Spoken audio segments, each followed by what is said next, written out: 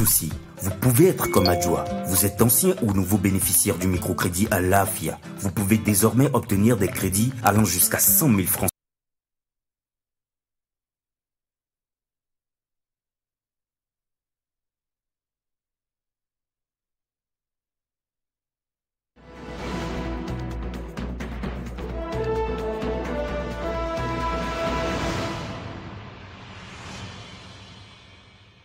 Bonjour à tous, dans le menu de votre matinale aujourd'hui, retour sur l'ambiance actuelle à Kaoubagou de la commune de Kéroum, une semaine après le drame qui a frappé les populations sur place.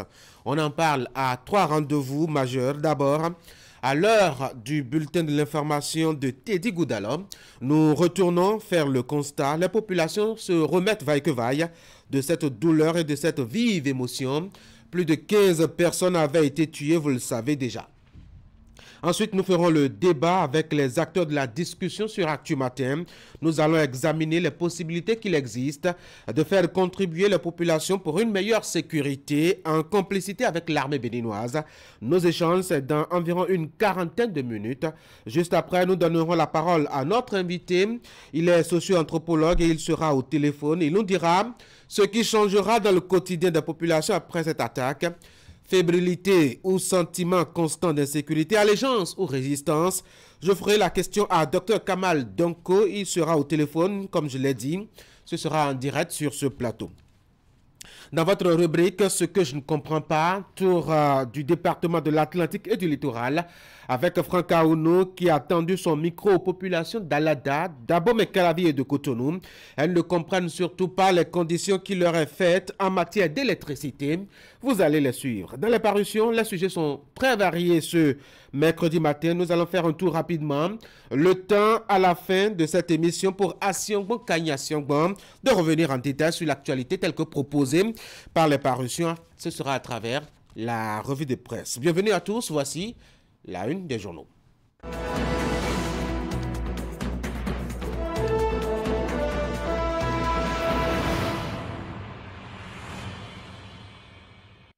Et nous ouvrons comme d'habitude avec Fraternité, fréquent SOS de femmes détenues avec leurs bébés dans les hôpitaux Bénin.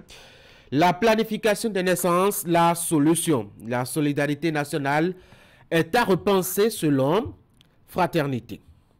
Mariano Toti, secrétaire général adjoint du parti Restaurer la confiance RLC. Nous devons agir dans l'intérêt de notre parti. Préparation de l'examen du CEP à Dogbo. Sylvain Zombo fait œuvre utile à des centaines de candidats déshérités de son village natal et environ. Et puis un dernier titre, Espace Bien-être, 5 raisons importantes de consommer de l'avocat. Nous passons au quotidien, l'autre quotidien. Noté B+, avec perspective stable.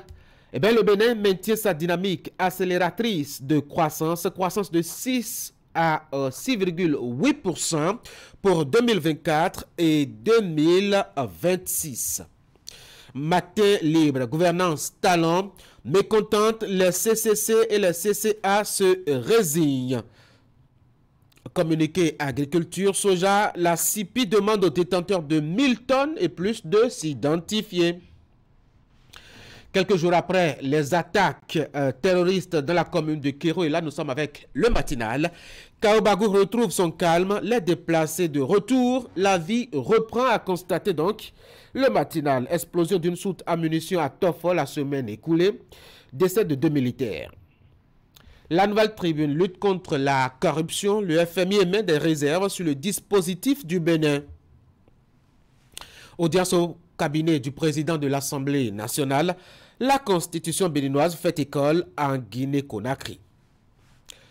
Le journal Le Municipal, quête de l'efficacité des politiques publiques vers un changement de paradigme sur la démocratie et le développement au Bénin.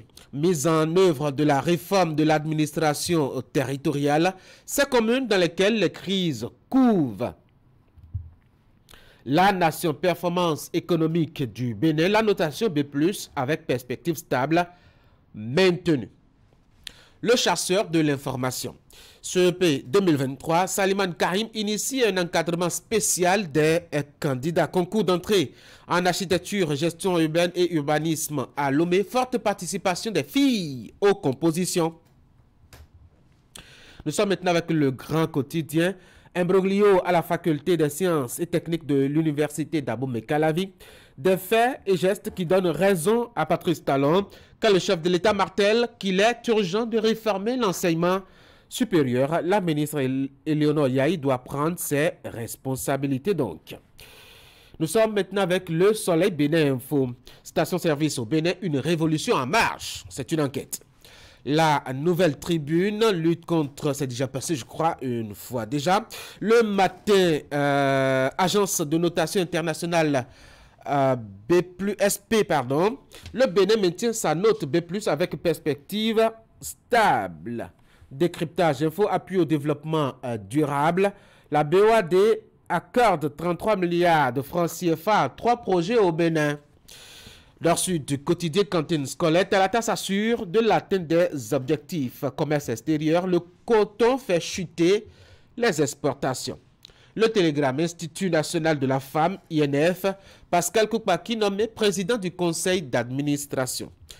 Le journal propose la liste des 7 membres du conseil d'administration qui accompagne donc Pascal Koupaki. Nous sommes avec l'affiche du jour, réforme constitutionnelle, la Guinée-Conakry à l'école de l'expérience parlementaire béninoise. Nous retournons maintenant à Fraternité pour une deuxième lecture.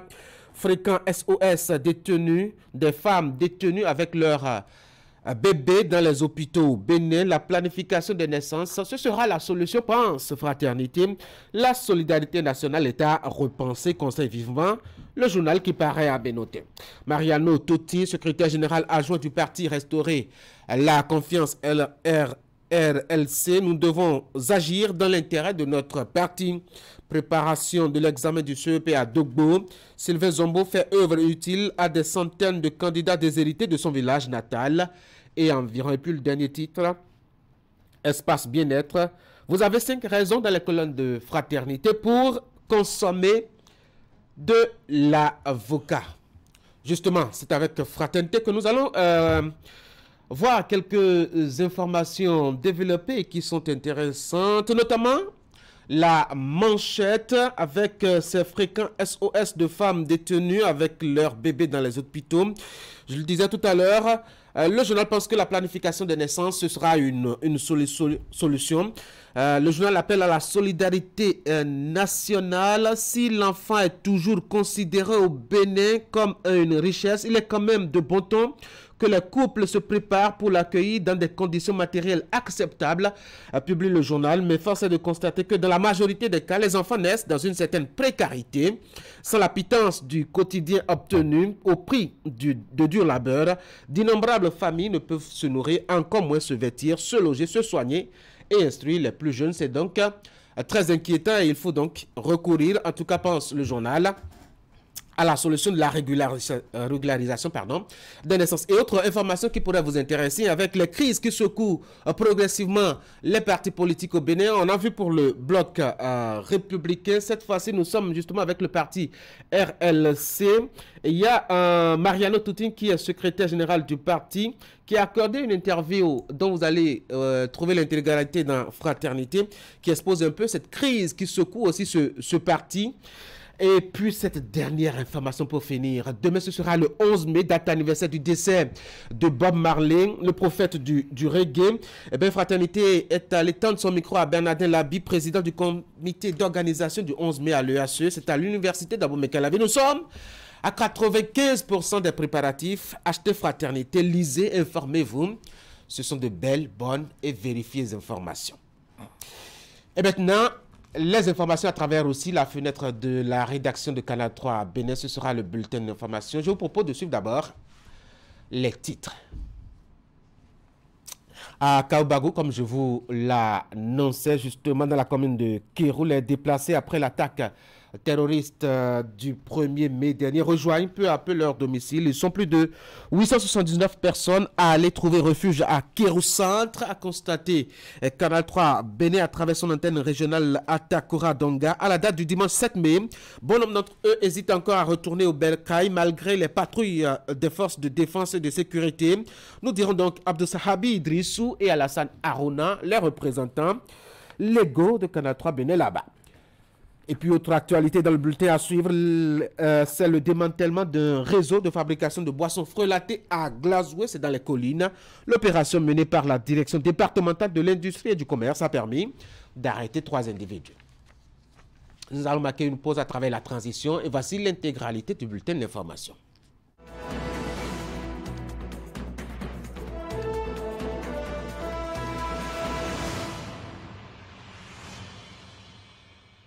Teddy Goudalo, bonjour. Bonjour Tanguy Agoyi, bonjour à nos chers téléspectateurs. Vous êtes là pour le bulletin et on va ouvrir justement avec cette actualité-là. Plus de 879 personnes ont trouvé refuge à Kéru Centre au lendemain de l'attaque terroriste enregistrée à Kaobagou à la date du dimanche 7 mai, dites-vous.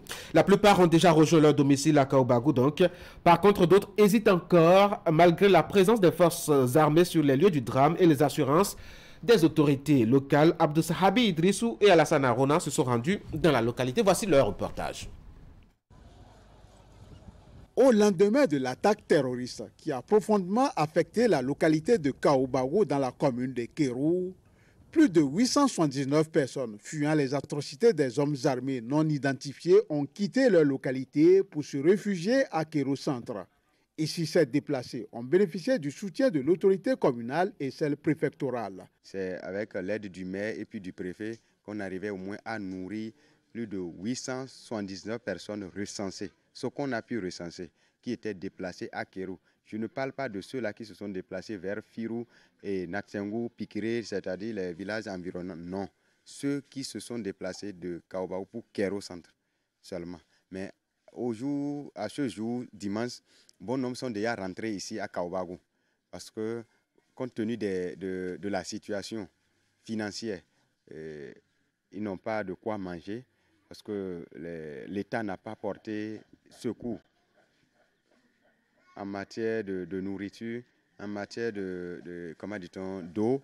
Donc tout cela a fait que ils sont tous, la majorité, à 99%, sont rentrés aujourd'hui à Kaobagou. Si la plupart des réfugiés sont déjà retournés au Bercail, quelques-uns hésitent encore à le faire.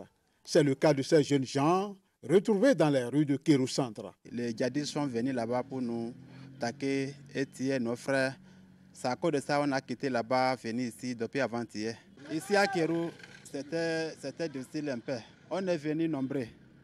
Mais notre monsieur le maire aussi nous a aidés et nous a trouvé une place. On a resté là, il nous donne à manger aussi.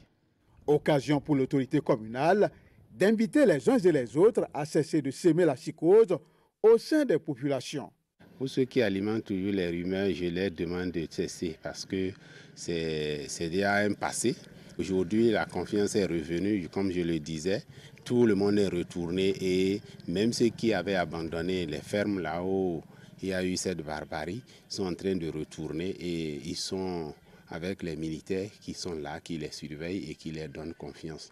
La vie à Kaobagou reprend peu à peu. Les forces de l'ordre, de défense et de sécurité déployées sur le terrain rassurent à plus d'un titre les populations appelées quant à elles à collaborer pour une coproduction de la sécurité. Nous restons toujours dans la commune de Kéru. L'attaque meurtrière de Kaobagou risque de perturber, Teddy, la saison agricole déjà en cours. Bien évidemment, Tanguy, les agriculteurs ayant leur champ dans la zone où s'est déroulée cette attaque craignent d'y repartir malgré la présence des forces de défense et de sécurité. Les activités agricoles s'ajoutent, celles scolaires, commerciales qui se sont bouleversées. Abdoussahabi Idrissou se sont intéressés à la question. Suivons. Kaobagou, l'un des bassins agricoles de la commune de Kéru, est sous le choc après l'assassinat de 17 personnes, toutes exécutées dans leur ferme. La situation est d'autant plus préoccupante que si rien n'est fait dans l'immédiat pour assurer ces vaillants agriculteurs, La saison agricole qui s'annonce risque d'être compromise au dit des populations locales déjà sous le choc. Quand la sécurité va s'annoncer ou bien ils vont venir assez, nous pouvons faire le champ. Mais au cas où ils sont insuffisants, nous ne pouvons pas faire le champ parce que c'est eux qui font notre force. Mais s'ils sont des non-fermes, s'ils vont nous appuyer, nous allons continuer par faire notre champ. Et toujours Kawaou fait un bon rendement par rapport au champ. À cette crainte qui anime la plupart des personnes rencontrées ici, l'autorité communale tente de rassurer. Tout le monde est retourné et même ceux qui avaient abandonné les fermes là où il y a eu cette barbarie sont en train de retourner et ils sont avec les militaires qui sont là, qui les surveillent et qui leur donnent confiance. Autre secteur qui subit de plein fouet les effets collatéraux de cette crise sécuritaire dans la localité, c'est celui de l'éducation. Ici, depuis l'annonce de cet acte ignoble, la plupart des écoles ont fermé et les différents acteurs ont vidé les lieux. Les portes sont fermées d'abord pour le moment. Jusqu'à l'heure là, ça ne va pas. Il y a la psychose qui est là, on ne sait pas qu'est-ce qu'il faut faire. Vraiment, presque tout le monde est parti. Les enfants, oui, les enfants aussi, beaucoup étaient déjà à Kérou, dans la fuite là. Et même les élèves ne sont plus sur place aussi. Donc je pense que c'est depuis hier que le CA a essayé de ramener au moins une bonne partie de la population qui était partie avec nos apprenants. Les écoles sont fermées, ce n'est pas aujourd'hui. Donc, dès le passé, il y avait des enseignants. Et qu'on envoie des enseignants ici, ils disent que ici c'est une brousse. Il n'y a pas... Bon, on dit qu'il n'y a pas, si ce n'est pas maintenant, on disait pas le passé, depuis en novembre passé, on disait qu'il n'y a pas de courant ici, et non, de réseau, il n'y a pas d'électricité, donc les gens disaient que ici c'est éloigné, qu'ils ne pouvaient pas venir ici. La seule bonne nouvelle provient du marché central de la localité où les activités commerciales ont repris, surtout avec le retour au bercail de ceux qui avaient fui le village au lendemain de cette attaque. Depuis que les djihadistes sont venus à Kabago, les gens sont partis à Kérou. Maintenant, le marché, là, il n'y a pas les gens dedans. Les gens venus un à un. Il y a beaucoup de militaires qui sont à Kabago. Maintenant, nous ne sommes plus peurs à Kabago. On retiendra tout de même que la quiétude semble revenir à Kabago, surtout avec le déploiement d'un fort contingent de l'armée venu renforcer le dispositif sécuritaire déjà en place. Toujours au sujet de cette actualité sécuritaire, l'État doit rassurer les populations sur place au risque de les perdre. C'est l'avis d'un socio-anthropologue sur la conduite à tenir après ces événements malheureux de Kaoubagu. Professeur Abdou Bakari Imoro a relevé que la stratégie de ces hommes armés est de dissuader les populations du soutien de l'État central tout en proposant, comme les autorités à craindre, suivant ses propos. La stratégie adoptée par les groupes armés terroristes, c'est une stratégie qui est connue. C'est la stratégie de la terreur pour recruter, en fait. C'est la stratégie de la terreur pour recruter. Pas recruter des individus, mais recruter des villages. Dans la mesure où ce qui s'est passé, si les pouvoirs publics ne mettent pas des mécanismes en place pour rassurer et sécuriser les gens, c'est que ce qui va se passer désormais, dès qu'ils vont apparaître dans un village, les gens ils vont faire allégeance. C'est ça la stratégie, parce qu'on va vous dire, si vous ne faites pas allégeance, vous voyez ce qui s'est passé chez les autres, on va faire exactement la même chose chez vous. Et donc c'est une stratégie qui est connue, qui a déjà été utilisée notamment au Burkina Faso et qui a permis aux groupes armés terroristes de contrôler des régions entières, dans la mesure où, si vous ne mettez pas en place des mécanismes qui vont permettre aux gens de savoir qu'il y a des services publics de sécurité qui s'occupent de, voilà, qui les sécurisent, ça va être compliqué après. Donc nos villages vont tomber les uns après les autres en lambeaux, les uns après les autres. Et c'est la stratégie qui est utilisée par les groupes armés terroristes. Et voilà, ils ont commencé par l'implémenter, par la mettre en action. Donc, à partir de cette action, qui est une action forte qu'ils ont menée, c'est la réaction des pouvoirs publics, la réaction du gouvernement pour rassurer, je dis rassurer les autres villages qui va être déterminante. Si cette réaction-là n'est pas à la hauteur et que les gens y tombent dans la psychose, on aura deux phénomènes majeurs. Un premier phénomène qui sera celui des déplacés internes, donc les gens ils vont abandonner les villages, descendre vers les zones qui sont sécurisées. avec ce que ça comporte comme difficulté de prise en charge, parce qu'ils vont abandonner leur terre, ils n'auront plus de ressources, ils auront besoin d'être pris en charge. Et le second phénomène, c'est celui de l'allégeance, tout court. L'allégeance aux groupes armés en se disant, voilà, avec eux, on est au moins sûr que si nous sommes avec eux, ils ne vont pas nous attaquer. Et si nous, dans notre pays, l'État s'investit sérieusement à rassurer les gens, je pense que normalement, ça ne devrait pas poser problème, ils vont adhérer.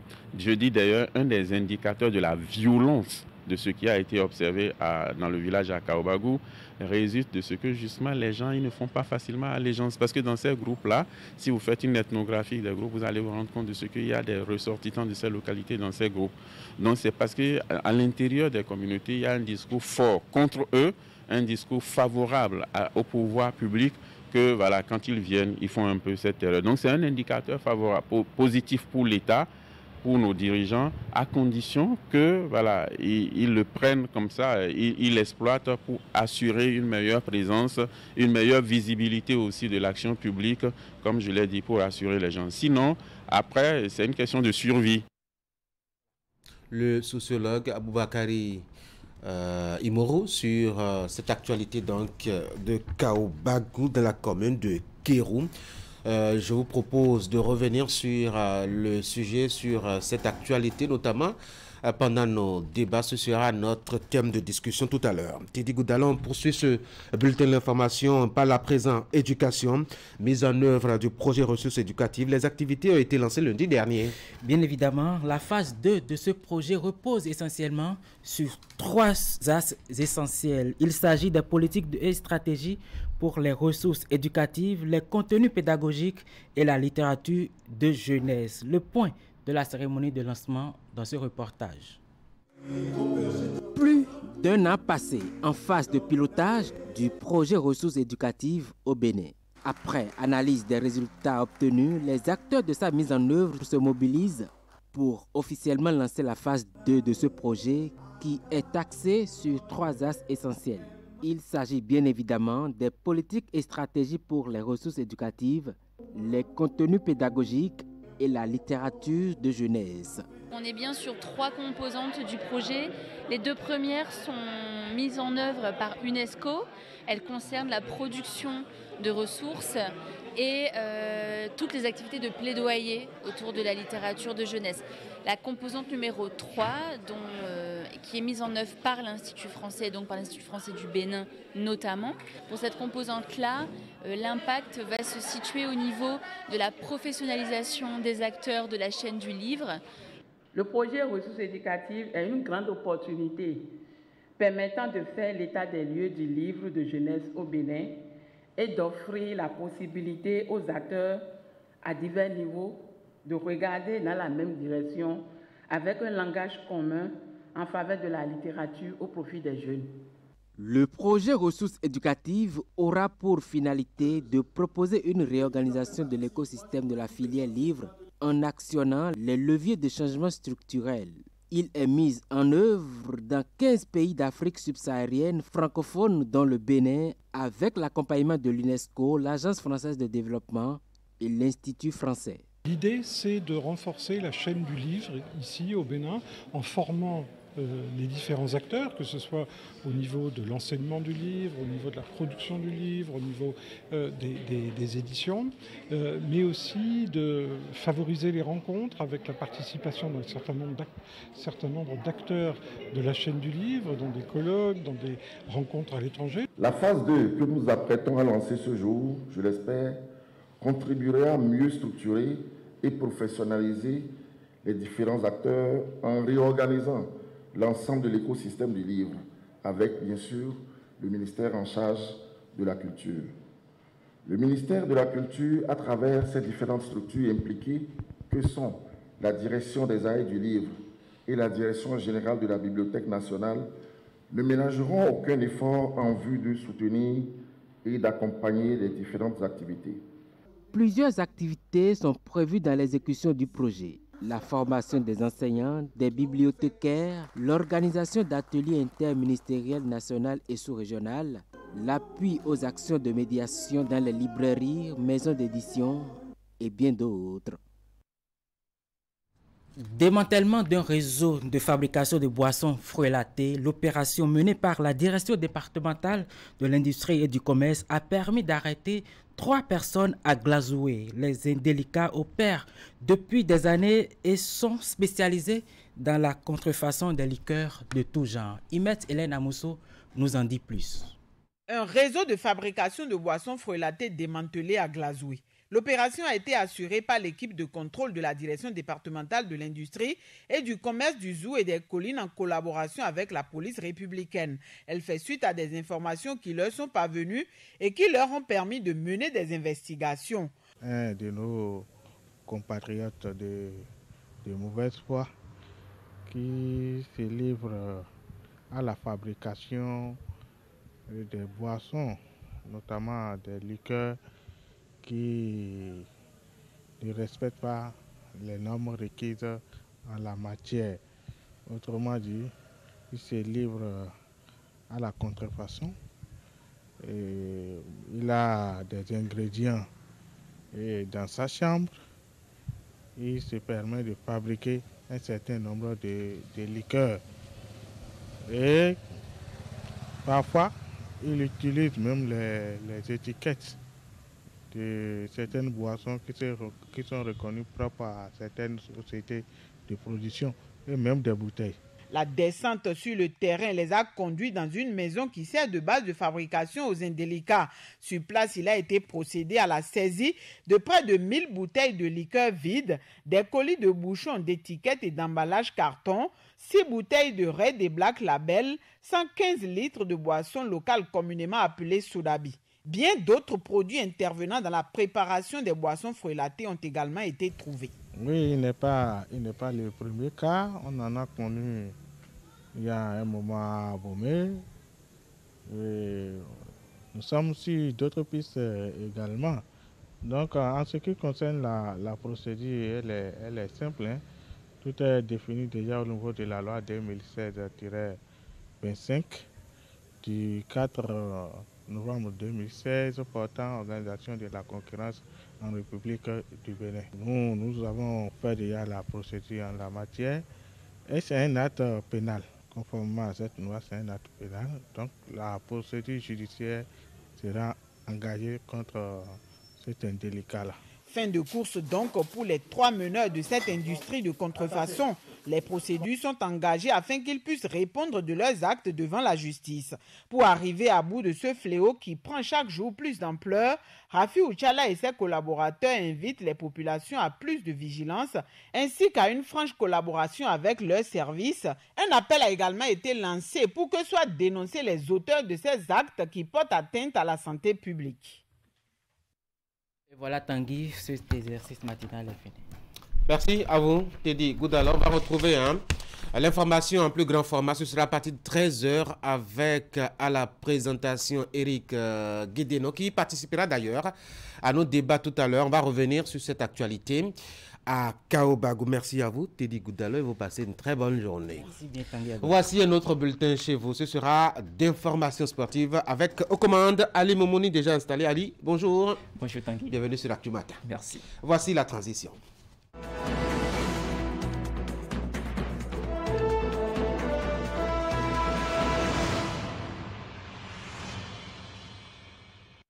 On se dira peut-être un peu déçu, en tout cas pour nous les footballeurs, en tout cas les passionnés du football, Ali Momouni. On s'attendait à une rencontre épique hier au niveau donc de la Ligue des Champions, mais finalement, nous avons eu droit à une bataille d'idées, dites-vous, et d'expérience. Oui, Tanguy, avec d'un côté le Real Madrid, l'équipe le plus titrée de la compétition qui nous a habitués à ce style de jeu du genre subir et agir donc contre le cours du jeu après la domination des Citizens au cours du premier quart d'heure. La Maison Blanche ouvre le score à la 36e minute et donc émet définitivement en marche son moteur diesel comme on le connaît, et en face, l'expérience permet également à l'équipe des Citizens un peu de boussoler, de revenir au score à la 67e minute grâce à Kevin De Bruyne qui est aussi habitué à cette compétition. Un but partout pour cette affiche plus ou moins équilibrée. Et Tanguy, pour ce matin, on sera avec Akime Oseni. Bonjour Akime. Ali Momouni, bonjour. Bonjour Tanguy Agroy. Vous avez aussi suivi cette rencontre comme nous autres, les footballeurs. Ah oui, absolument. Ah oui, bien évidemment, c'est une rencontre qui a mobilisé plusieurs téléspectateurs. C'est quand même le champion en titre qui joue contre l'équipe, disons quoi, la plus en forme en ce moment du championnat anglais de football. Et donc, l'affiche était très annoncée, très alléchante, au regard d'ailleurs du fait que les deux formations sont affrontées l'année dernière à cette étape de la compétition. Et bien sûr, c'est terminé par la victoire des Merengues. Les Merengues qui se déplaceront donc la semaine prochaine en Angleterre pour affronter City pour la manche retour. Au match nul. Tanguy, je ne pronostique pas sur cette rencontre-là. Donc, on va laisser le seul aux 90 minutes d'en juger. Aujourd'hui, ce serait donc la suite de cette demi-finale entre le Milan AC et l'Inter de Milan. Le Milan AC qui est donc aussi l'un des cadres de cette compétition avec 9 titres au total, mais 7 depuis l'avènement de la Ligue des Champions. Hakimi, qu'est-ce que vous pensez de cette explication? Ce qui est intéressant, c'est que tout le monde sait qu'on aura un club italien en finale de la Champions League édition 2023. Ce sont deux clubs rivaux. C'est vrai que les rivalités étaient beaucoup plus politiques, mais depuis plusieurs années déjà, eh bien, il y a eu, comme je dirais quoi, une coexistence pacifique entre les supporters de ces deux formations. Et donc, cet après-midi, du moins ce soir, on aura une très belle rencontre entre ces deux formations. Ce qui est intéressant, c'est qu'à cette étape, c'est bien le football italien qui gagne, je dirais quoi, maturité et puis en présence. Et donc, du coup, alors que ça bégaye ailleurs, eh bien, on retiendra qu'ils sont nombreux qui attendront de suivre la finale de la Champions League avec ou l'Inter de Milan ou avec le Milan AC et avec comme adversaire soit le Real Madrid ou encore Manchester City. Statistiquement, donc, on peut retenir que les deux formations sont affrontées déjà 3 fois cette saison en championnat et en coupe. Pour ce qui concerne le championnat, l'Inter de Milan s'est imposé au match retour sur le score d'1-0, alors que l'AC Milan a rapporté le match aller sur le score de 3-2. En coupe, c'est l'Inter qui s'est imposé 3-0. Donc 2 victoires pour l'Inter, la 4e pour donc départager les deux formations. C'est ce soir, Milan AC, Inter de Milan. Ce sera sur la même pelouse de San Siro à partir de 20h pour ces demi-finales aller de la Ligue des Champions européenne. Avant de revenir sur le plan national et changer de discipline, on va poursuivre avec le football et parler de la CAN de moins de 17 ans qui se déroule du côté de l'Algérie. Ce soir donc démarrent les matchs des quarts de finale. Le Sénégal aura pour adversaire l'Afrique du Sud à partir de 17h et le Maroc jouera donc contre l'Algérie pour finir avec cette journée, et la suite ce sera demain pour les autres rencontres comptant pour les quarts de finale de cette Coupe d'Afrique des Nations de moins de 17 ans. Hakimi, on va aborder le sujet pour lequel vous êtes là ce matin pour nous expliquer, bien entendu, le point. On va faire un peu le point d'étape des 50e mondiaux qu'abritera le Bénin, bien sûr, dans quelques mois seulement, sinon un peu plus de 3 mois avant cette compétition. Comment imaginez-vous l'événement? Pensez-vous que l'organisation sera réussie? Nous sommes bien évidemment à l'étape de l'organisation de ce grand événement sportif. Vous disiez tout à l'heure, dans un peu moins de 4 mois. Il y a quelques jours, c'était d'exactement 4 mois. Et là, nous avons déjà grignoté quelques jours en moins. Et donc, du coup, ça fait 3 mois, quelques 27 ou 25 jours pour que, bien évidemment, le Bénin accueille les 50e mondiaux de pétanque. L'événement en parle depuis, bien évidemment, plusieurs mois, pour ne pas dire quelques années en arrière, puisque eh bien, il faut rappeler un peu le processus. C'est le processus d'attribution de cette compétition. Il y a eu bien évidemment la manifestation d'intention qui a été en son temps affichée par le président de la Confédération africaine des sports, l'honorable Idrissou Ibrahima, et puisque la Confédération a porté par devant elle cette candidature. On rappelle que c'était après Madagascar 2016 que l'idée d'organisation de la compétition a donc germé au niveau de la Confédération africaine des sports. La candidature a été déposée. Malheureusement, elle n'a pas prospéré pour des raisons pas forcément objective, parce que bien, les boulistes en son terre faisaient constater qu'il venait à peine de quitter l'Afrique, donc l'île de Madagascar en 2016, et où le Bénin est rentré avec le titre de vice-champion. Donc, il ne se voyait pas revenir en Afrique quelques mois plus tard. Et donc, bien malheureusement, la compétition a été attribuée au Canada, mais eh bien, le Bénin n'a pas faibli en termes, je dirais quoi, d'envie d'organiser cette compétition. Et donc, la Confédération a rebuloté, a revu le dossier. C'est passé finalement. Et donc, depuis 2019, à l'Imouni, on parle de l'organisation de la compétition au Bénin. Et donc, quand il dit depuis 2019, ça veut dire que l'organisation, eh bien, de façon crescendo, est allée un peu dans tous les sens. Aujourd'hui, nous sommes à quelques mois de cet événement. Ce qu'on retient, c'est que les lignes ont véritablement bougé. De l'incertitude, d'hésitation en hésitation, finalement, c'est su, tout le monde est donc fixé qu'en septembre prochain, plus précisément du 8 au 17, eh bien, le Bénin sera le carrefour de la pétanque mondiale. On aura la chance d'avoir la crème des crèmes de la pratique de cette discipline. Donc, en termes d'organisation, eh bien, les petits plats sont en train d'être mis dans les grands. Tous les maillons de la chaîne sont en train d'être huilés. Je fais donc allusion à la Fédération béninoise de pétanque. Je fais allusion au ministère des Sports avec à sa tête le ministre Osvaldo Meki. Je fais allusion donc au président de la Confédération africaine des sports boules et donc la Confédération dans son entièreté. Et puis, bien évidemment, tout ça chapeauté par le chef de l'État qui, en son temps, a bien affiché l'intention, l'envie de voir, je dirais, l'exécutif accompagner ce grand événement, une première dans l'histoire du sport. Et bien entendu, parlant des petits plats qui sont mis dans les grands, on a bien vu la semaine dernière le président donc, de la Confédération africaine des sports boules qui a installé les chargés de mission pour conduire en fait ce comité, bien entendu, d'organisation. On parlait de boulodrome toujours dans le cadre de ces 50e mondiaux. Aujourd'hui, c'est la place de l'Amazone. Qu'est-ce qui pourra changer dans l'organisation avec ce changement d'emplacement? Je faisais allusion tout à l'heure à l'implication de l'exécutif avec à sa tête le président Patrice Talon.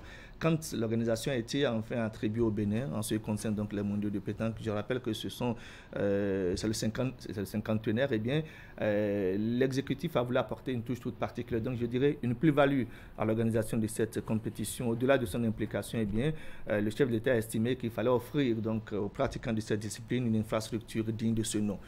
C'est une première. L'infrastructure dans l'architecture qui a été présentée sortirait comme une infrastructure moderne, jamais bien évidemment construite. Et donc, l'envie et l'ambition a été affichée par le chef de l'État seulement que eh bien, les travaux qui devaient concourir à la mise en place et donc à la construction de ce boulodrome, les travaux n'ont pas véritablement évolué. Donc, ça a été même l'élément qui a motivé le glissement des dates qui est intervenu le 6 août, l'annonce qui a été faite en son temps par le président Idrissou Ibrahima. Et donc, du coup, on passe de boulodrome, vous l'avez dit tout à l'heure, à chapiteau. Le chapiteau sera érigé. Le chapiteau, c'est pour ceux qui pratiquent la discipline. Oui, en image pétanque, sur les images que la réalisation va proposer tout à l'heure. Eh bien, on a régulièrement vu cette discipline pratiquée dans ces infrastructures-là. Ça se monte, on l'utilise et après, on peut démonter. À Marseille, par exemple, ça s'utilise fréquemment. Nous avons eu la chance de le constater, par exemple, à Almeria, Santa Susana, un peu partout. Eh bien, c'est une infrastructure qui a été souvent utilisée par les pratiquants. Ici, on voulait avoir un boulodrome digne de cette infrastructure construite donc en matériaux définitifs, mais ça n'a pas été le cas. On retiendra que cette fois-ci, eh bien, ce sera juste derrière la place de l'Amazone que sera érigé. Donc, le chapiteau seront érigés, les chapiteaux, parce que 2 chapiteaux seront érigés.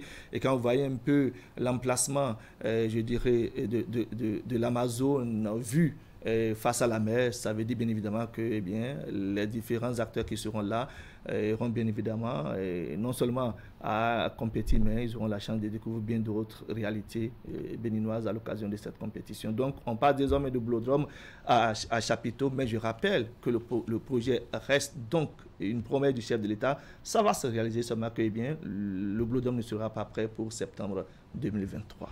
Je me permets de vous poser cette question. On a vu certes la diplomatie du président de la Confédération africaine des sports boules, l'honorable Idrissou Ibrahima, jusque-là de l'attribution de la compétition jusqu'aux démarches menées aujourd'hui, que ce soit pour la construction du boulodrome et puis toutes les démarches menées également à l'endroit du gouvernement du Bénin. Alors, selon vous, qu'est-ce qu'il faut faire pour que cet événement reste inoubliable?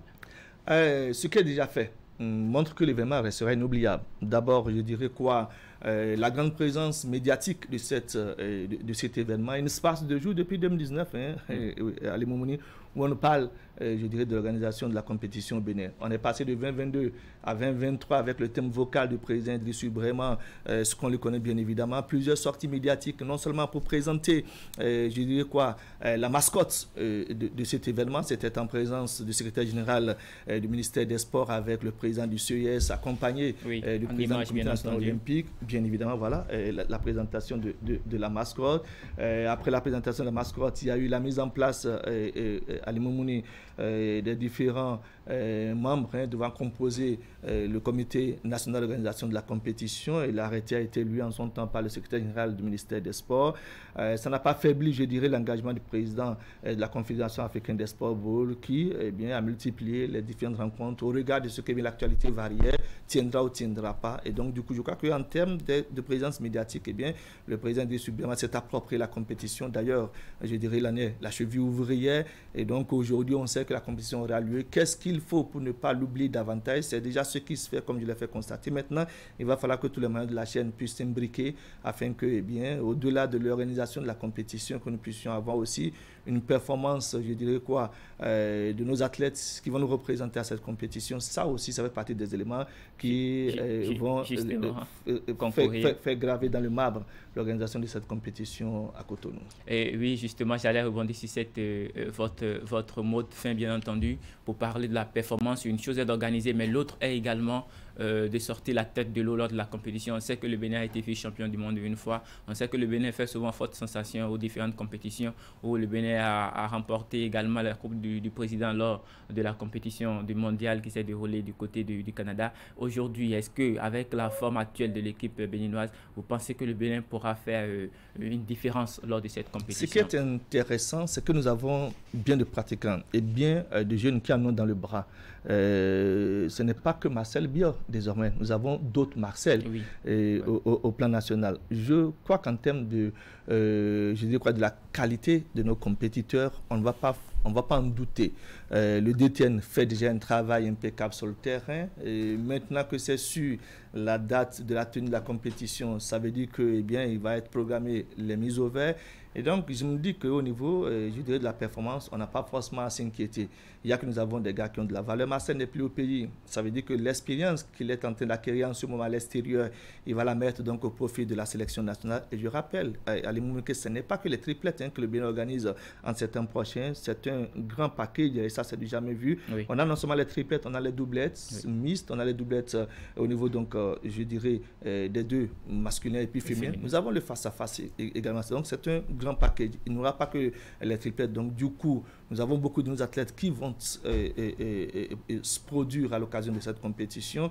Et j'avoue que, au niveau du DTN, il y a qu'on doit quand même s'assurer de ce que nous allons avoir une très belle prestation. Nous aurons au-delà, comme challenge à relever, une envie de la gagne. 2016, vice-champion, ça c'est de passé. On est en 2023, donc ça va être 7 ans en arrière. Et donc je crois que ça s'impose comme un gros défi à être relevé par nos boulistes. Et j'avoue, je suis certain que on va réussir non seulement sur le plan organisationnel, mais en termes de performance, Marcel Biot et les siens vont véritablement nous montrer qu'il y a quand même ce qu'on peut appeler la pratique et la borne de la pétanque ici au plan national. Vous avez parlé de la communication qui a eu lieu depuis 2019. Aujourd'hui, entre l'organisation et la préparation des athlètes, on a vu sur des images diffusées par nos confrères et bien entendu également par nous-mêmes des visites des membres de la bureau exécutif de la fédération, des démarches du président de la CAS, mais également au niveau du ministère des Sports.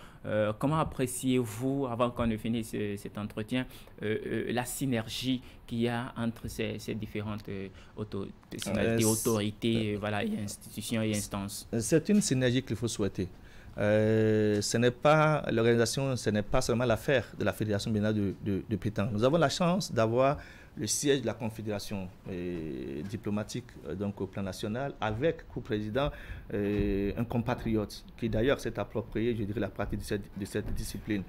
Nous avons le ministère des Sports qui est, le regard de l'exécutif dans l'organisation de cette compétition. Et je vous ai parlé, de la promesse du chef de l'État, bien évidemment, d'apporter un plus à cette compétition. Quand vous prenez tous ces éléments de la chaîne, vous vous rendez compte, bien évidemment, à l'Imoumou qu'il y a une grosse synergie au niveau de ces différents compartiments. C'est parce que, on veut vendre le Bénin au-delà de la compétition, mais on veut le vendre sur plusieurs autres plans. Sur le plan touristique, sur le plan de la diplomatie, plusieurs autres je dirais quoi, impacts sortiront donc de l'organisation de cette compétition ici au plan national. Et même la presse sortira grandie parce que, eh bien, il n'y a pas de grands journalistes sportifs sans grands événements sportifs. On aura la chance de voir les meilleurs pratiquants de cette discipline, un certain Dylan Rocher qu'on ne présente plus, Didi Lafoudre qui reste aujourd'hui le meilleur bouliste au plan mondial. Donc du coup, il y a plusieurs de ces personnalités que nous aurons à voir ici. Ce qui se fait au niveau de ces différents compartiments, c'est à saluer.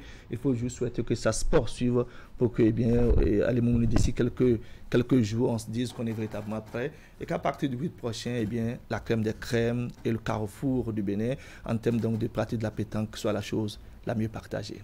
Merci beaucoup à vous, Hakim Ousseini, pour ces explications concernant bien sûr les 50e mondiaux de pétanque organisés le Bénin en septembre prochain. On a parlé de l'organisation, de la préparation de nos athlètes et également des avantages extra-sportifs que cela peut bien entendu apporter pour le Bénin. Vous avez parlé du tourisme et bien d'autres. Tanguy, c'est tout pour le sport de ce matin. Merci à vous, chers messieurs. Sport sur Canal 3 Bénin, l'autre sur ce plateau en tant qu'invité, Hakimé.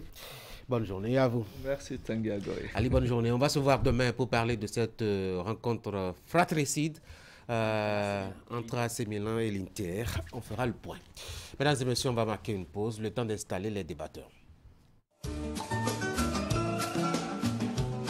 Désormais, le restaurant La Table du Maire s'occupe de votre petit déjeuner. Prenez rendez-vous du lundi au vendredi à partir de 7h pour déguster nos différentes formules de petit déjeuner. Recevez en bonus un journal fraternité pour la formule municipale. Le petit déjeuner à La Table du Maire, c'est aussi s'informer à travers les quotidiens les plus lus de la place. Nous sommes situés dans la 2e rue à gauche, après l'entrée principale de la mairie de Cotonou, en quittant le feu tricolore du ciné Okpeoloa. La Table du Maire. Satisfaire votre appétit est notre préoccupation. Pour ces 15 ans, Isocel vous offre l'Internet illimité à 15 000 francs CFA pendant 30 jours. Profitez de la promo 10 mégabits par seconde à 15 000 francs par mois et naviguez confortablement sur vos sites préférés. Installation à 15 000 francs seulement en 5 jours chrono. Vite, rendez-vous sur isoceltelecom.com et cliquez « Je veux la fibre » ou appelez le 72 27. L'appel est gratuit. 10 mégabits par seconde à 15 000 francs par mois, c'est le bon plan pour les 15 ans d'Isocel. Isocel, l'Internet pour tous.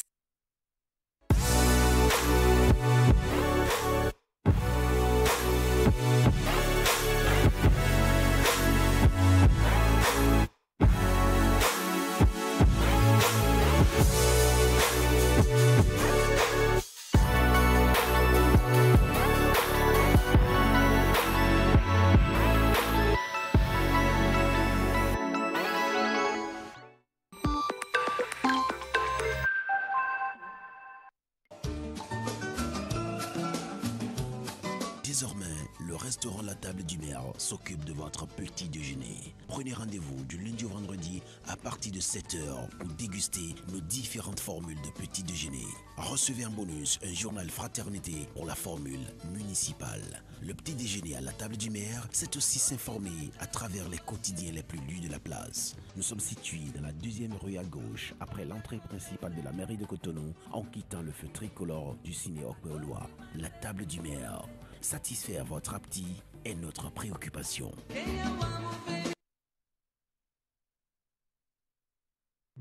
Pour ces 15 ans, Isocel vous offre l'Internet illimité à 15 000 francs CFA pendant 30 jours. Profitez de la promo 10 mégabits par seconde à 15 000 francs par mois et naviguez confortablement sur vos sites préférés. Installation à 15 000 francs seulement en 5 jours chrono. Vite, rendez-vous sur isoceltelecom.com et cliquez « Je veux la fibre » ou appelez le 72 27. L'appel est gratuit. 10 mégabits par seconde à 15 000 francs par mois, c'est le bon plan pour les 15 ans d'Isocel. Isocel, l'Internet pour tous.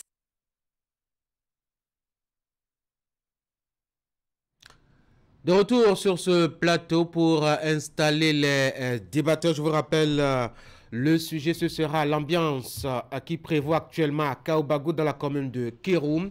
Il y a une semaine environ, des individus inconnus armés sont descendus dans la localité et ont procédé à un massacre de civils. Une Plus d'une quinzaine de personnes ont trouvé la mort à cette occasion. On en parlera avec les débatteurs. Je vais commencer par installer Eric Guédenon qui est déjà là. Franck Aounou aussi qui va venir s'installer. Et à ces trois, eh bien, va s'ajouter Ulrich Ekwe Gaba pour échanger autour de la question. On aura en ligne pour faire le débat Dr Kamal Donko, lui qui est socio-anthropologue, qui s'est intéressé surtout à la question de la sécurité dans la sous-région. Il a parcouru le Bénin, le Burkina Faso et quelques autres pays. Il nous dira quelle est son analyse justement de la question. Franck Aounou, bonjour. Bonjour. Bienvenue sur Actu Matin.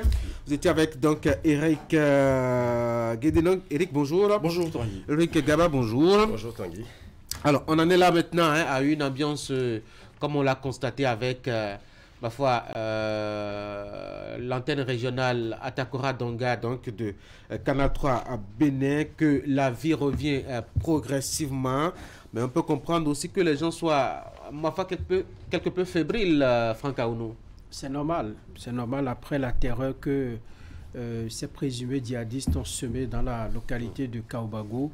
C'est bien normal. Le plus important pour nous, c'est la vie qui reprend progressivement dans cette localité et dans tout Kérou.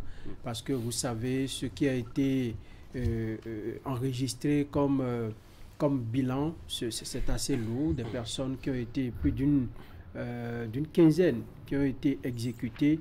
Et ça a semé la psychose dans tout Kérou et environ. Et aujourd'hui, les populations sont de plus en plus rassurées, notamment avec le contingent de forces de l'ordre qui a été détaché dans la zone. Mais je crois que vu un peu la variété des stratégies que ces personnes-là utilisent, il faut que nous restons vraiment sur nos gardes parce qu'on ne sait pas aujourd'hui, demain, quand est-ce qu'ils vont revenir. Nous, on a observé dans le nord, entre-temps, que lorsqu'ils frappent, par exemple, à l'est, et que les gens sont concentrés dans cette partie-là, ils vont occuper à l'ouest, et tantôt ils sont à l'est. Donc, ils n'ont pas une stratégie maîtrisable tout de suite. C'est là que moi, je m'inquiète un peu, je me dis qu'il faut véritablement rester sur nos gardes, maintenir la veille pour éviter d'autres atrocités. Eric, faut-il se surprendre en tout cas de ce retour à la tranquillité, à la normalité? Ça fait à peine une semaine. Je pense qu'il fallait le souhaiter, justement. Comme l'a relevé Franck, le caractère violent de l'attaque a laissé forcément une certaine psychose dans l'esprit de la population.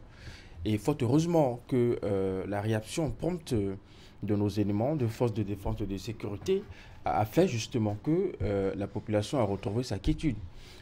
Comme le témoigne le reportage exclusif que nous avons réalisé et grâce à nos équipes en région, on a vu les activités commerciales qui ont repris. On a vu également les citoyens de cette commune qui se sont prononcés, bien entendu, sur le fait que la présence des forces de défense, à un moment donné, les a encouragés à reprendre la vie. Mais cela doit se poursuivre. Cela doit se poursuivre et peut-être faire en sorte que dans le dispositif de l'armée, que sa présence soit encore plus, je dirais pas encore plus, permanente. Puisque l'ennemi est là, nul ne sait ni le jour, ni l'heure où il va frapper. Et je pense que... Très biblique ce matin.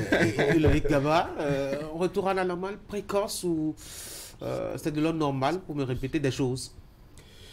Non, nous allons assister à un retour à la normale, un retour apparent, parce qu'il faut avouer que les populations sont toujours inquiètes, et c'est de droit, parce que quand vous êtes, quand vous constatez qu'on frappe en votre sein, et que c'est des individus que vous ne maîtrisez pas, et nous sommes face à une guerre où ce n'est pas une guerre conventionnelle, ce sont des gens qui sont tapis dans l'ombre, qui frappent à l'improviste et qui disparaissent subitement, c'est-à-dire surgir, agir et disparaître, c'est un peu leur mode de fonctionnement, et qui ne frappent pas toujours au même endroit.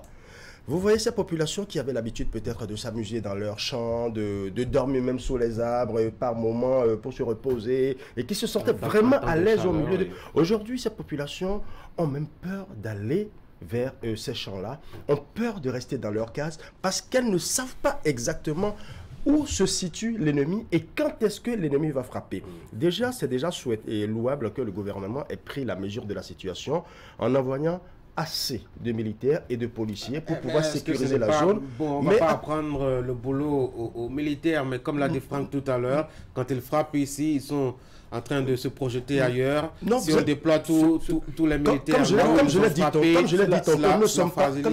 nous ne sommes pas dans une guerre conventionnelle où on est face à l'ennemi, on connaît l'ennemi, mais ici, on ne voit pas l'ennemi.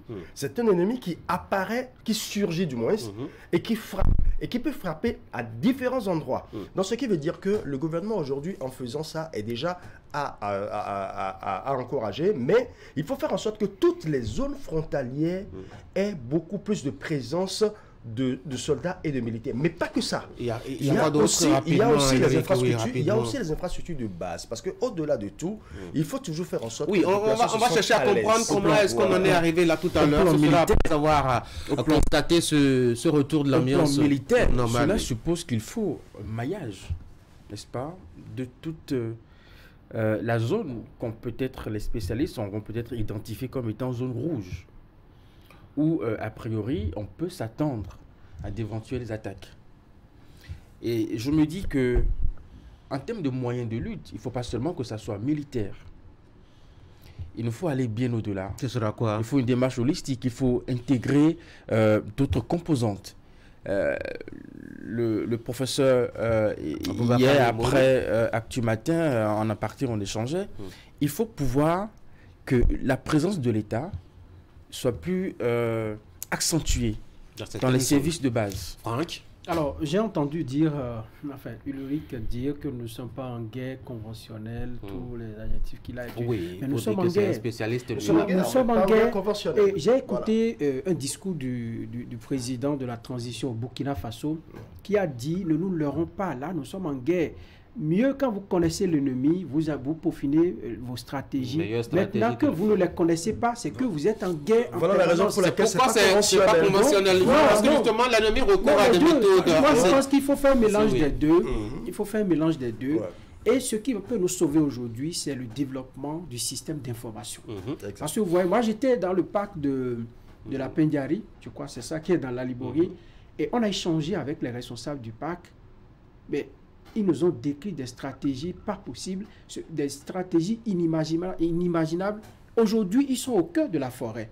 Des gens qui ont occupé une bonne partie de la forêt et même les responsables, malgré leur artillerie, malgré tout ce qu'ils ont, ils ne peuvent pas progresser vers cette zone-là. Ça veut dire que c'est des zones qui sont déjà acquises à leur cause et nous, aujourd'hui, on n'a pas les moyens. Donc, il faut trouver un moyen d'accéder, justement, de sécuriser... De pénétrer ces zones-là et de les déloger.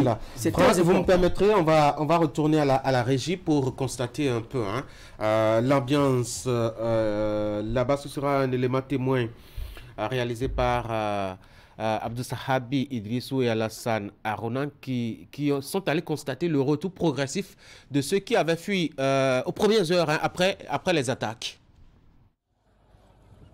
Au lendemain de l'attaque terroriste qui a profondément affecté la localité de Kaobago dans la commune de Kérou, plus de 879 personnes fuyant les atrocités des hommes armés non identifiés ont quitté leur localité pour se réfugier à Kérou Centre. Ici, ces déplacés ont bénéficié du soutien de l'autorité communale et celle préfectorale. C'est avec l'aide du maire et puis du préfet qu'on arrivait au moins à nourrir plus de 879 personnes recensées. Ce qu'on a pu recenser, qui étaient déplacés à Kérou. Je ne parle pas de ceux-là qui se sont déplacés vers Firou et Natsengou, Pikiré, c'est-à-dire les villages environnants. Non, ceux qui se sont déplacés de Kaobaou pour Kérou Centre seulement. Mais à ce jour, dimanche, bon nombre sont déjà rentrés ici à Kaobaou. Parce que, compte tenu de la situation financière, ils n'ont pas de quoi manger.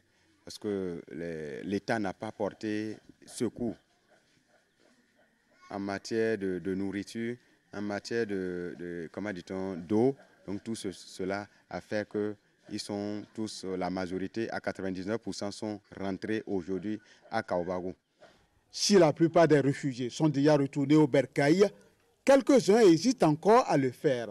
C'est le cas de ces jeunes gens retrouvés dans les rues de Kérou Centre. Les djihadistes sont venus là-bas pour nous attaquer et tuer nos frères. C'est à cause de ça qu'on a quitté là-bas, venu ici depuis avant-hier. Ici à Kérou, c'était difficile un peu. On est venus nombreux. Mais notre monsieur le maire aussi nous a aidés et il nous a trouvé une place. On a resté là, il nous donne à manger aussi. Occasion pour l'autorité communale d'inviter les uns et les autres à cesser de s'aimer la psychose au sein des populations. Pour ceux qui alimentent toujours les rumeurs, je leur demande de cesser parce que c'est déjà un passé. Aujourd'hui, la confiance est revenue, comme je le disais. Tout le monde est retourné et même ceux qui avaient abandonné les fermes là où il y a eu cette barbarie sont en train de retourner et ils sont avec les militaires qui sont là, qui les surveillent et qui leur donnent confiance. La vie à Kaobago reprend peu à peu. Les forces de l'ordre, de défense et de sécurité déployées sur le terrain rassurent à plus d'un titre les populations appelées quant à elles à collaborer pour une coproduction de la sécurité.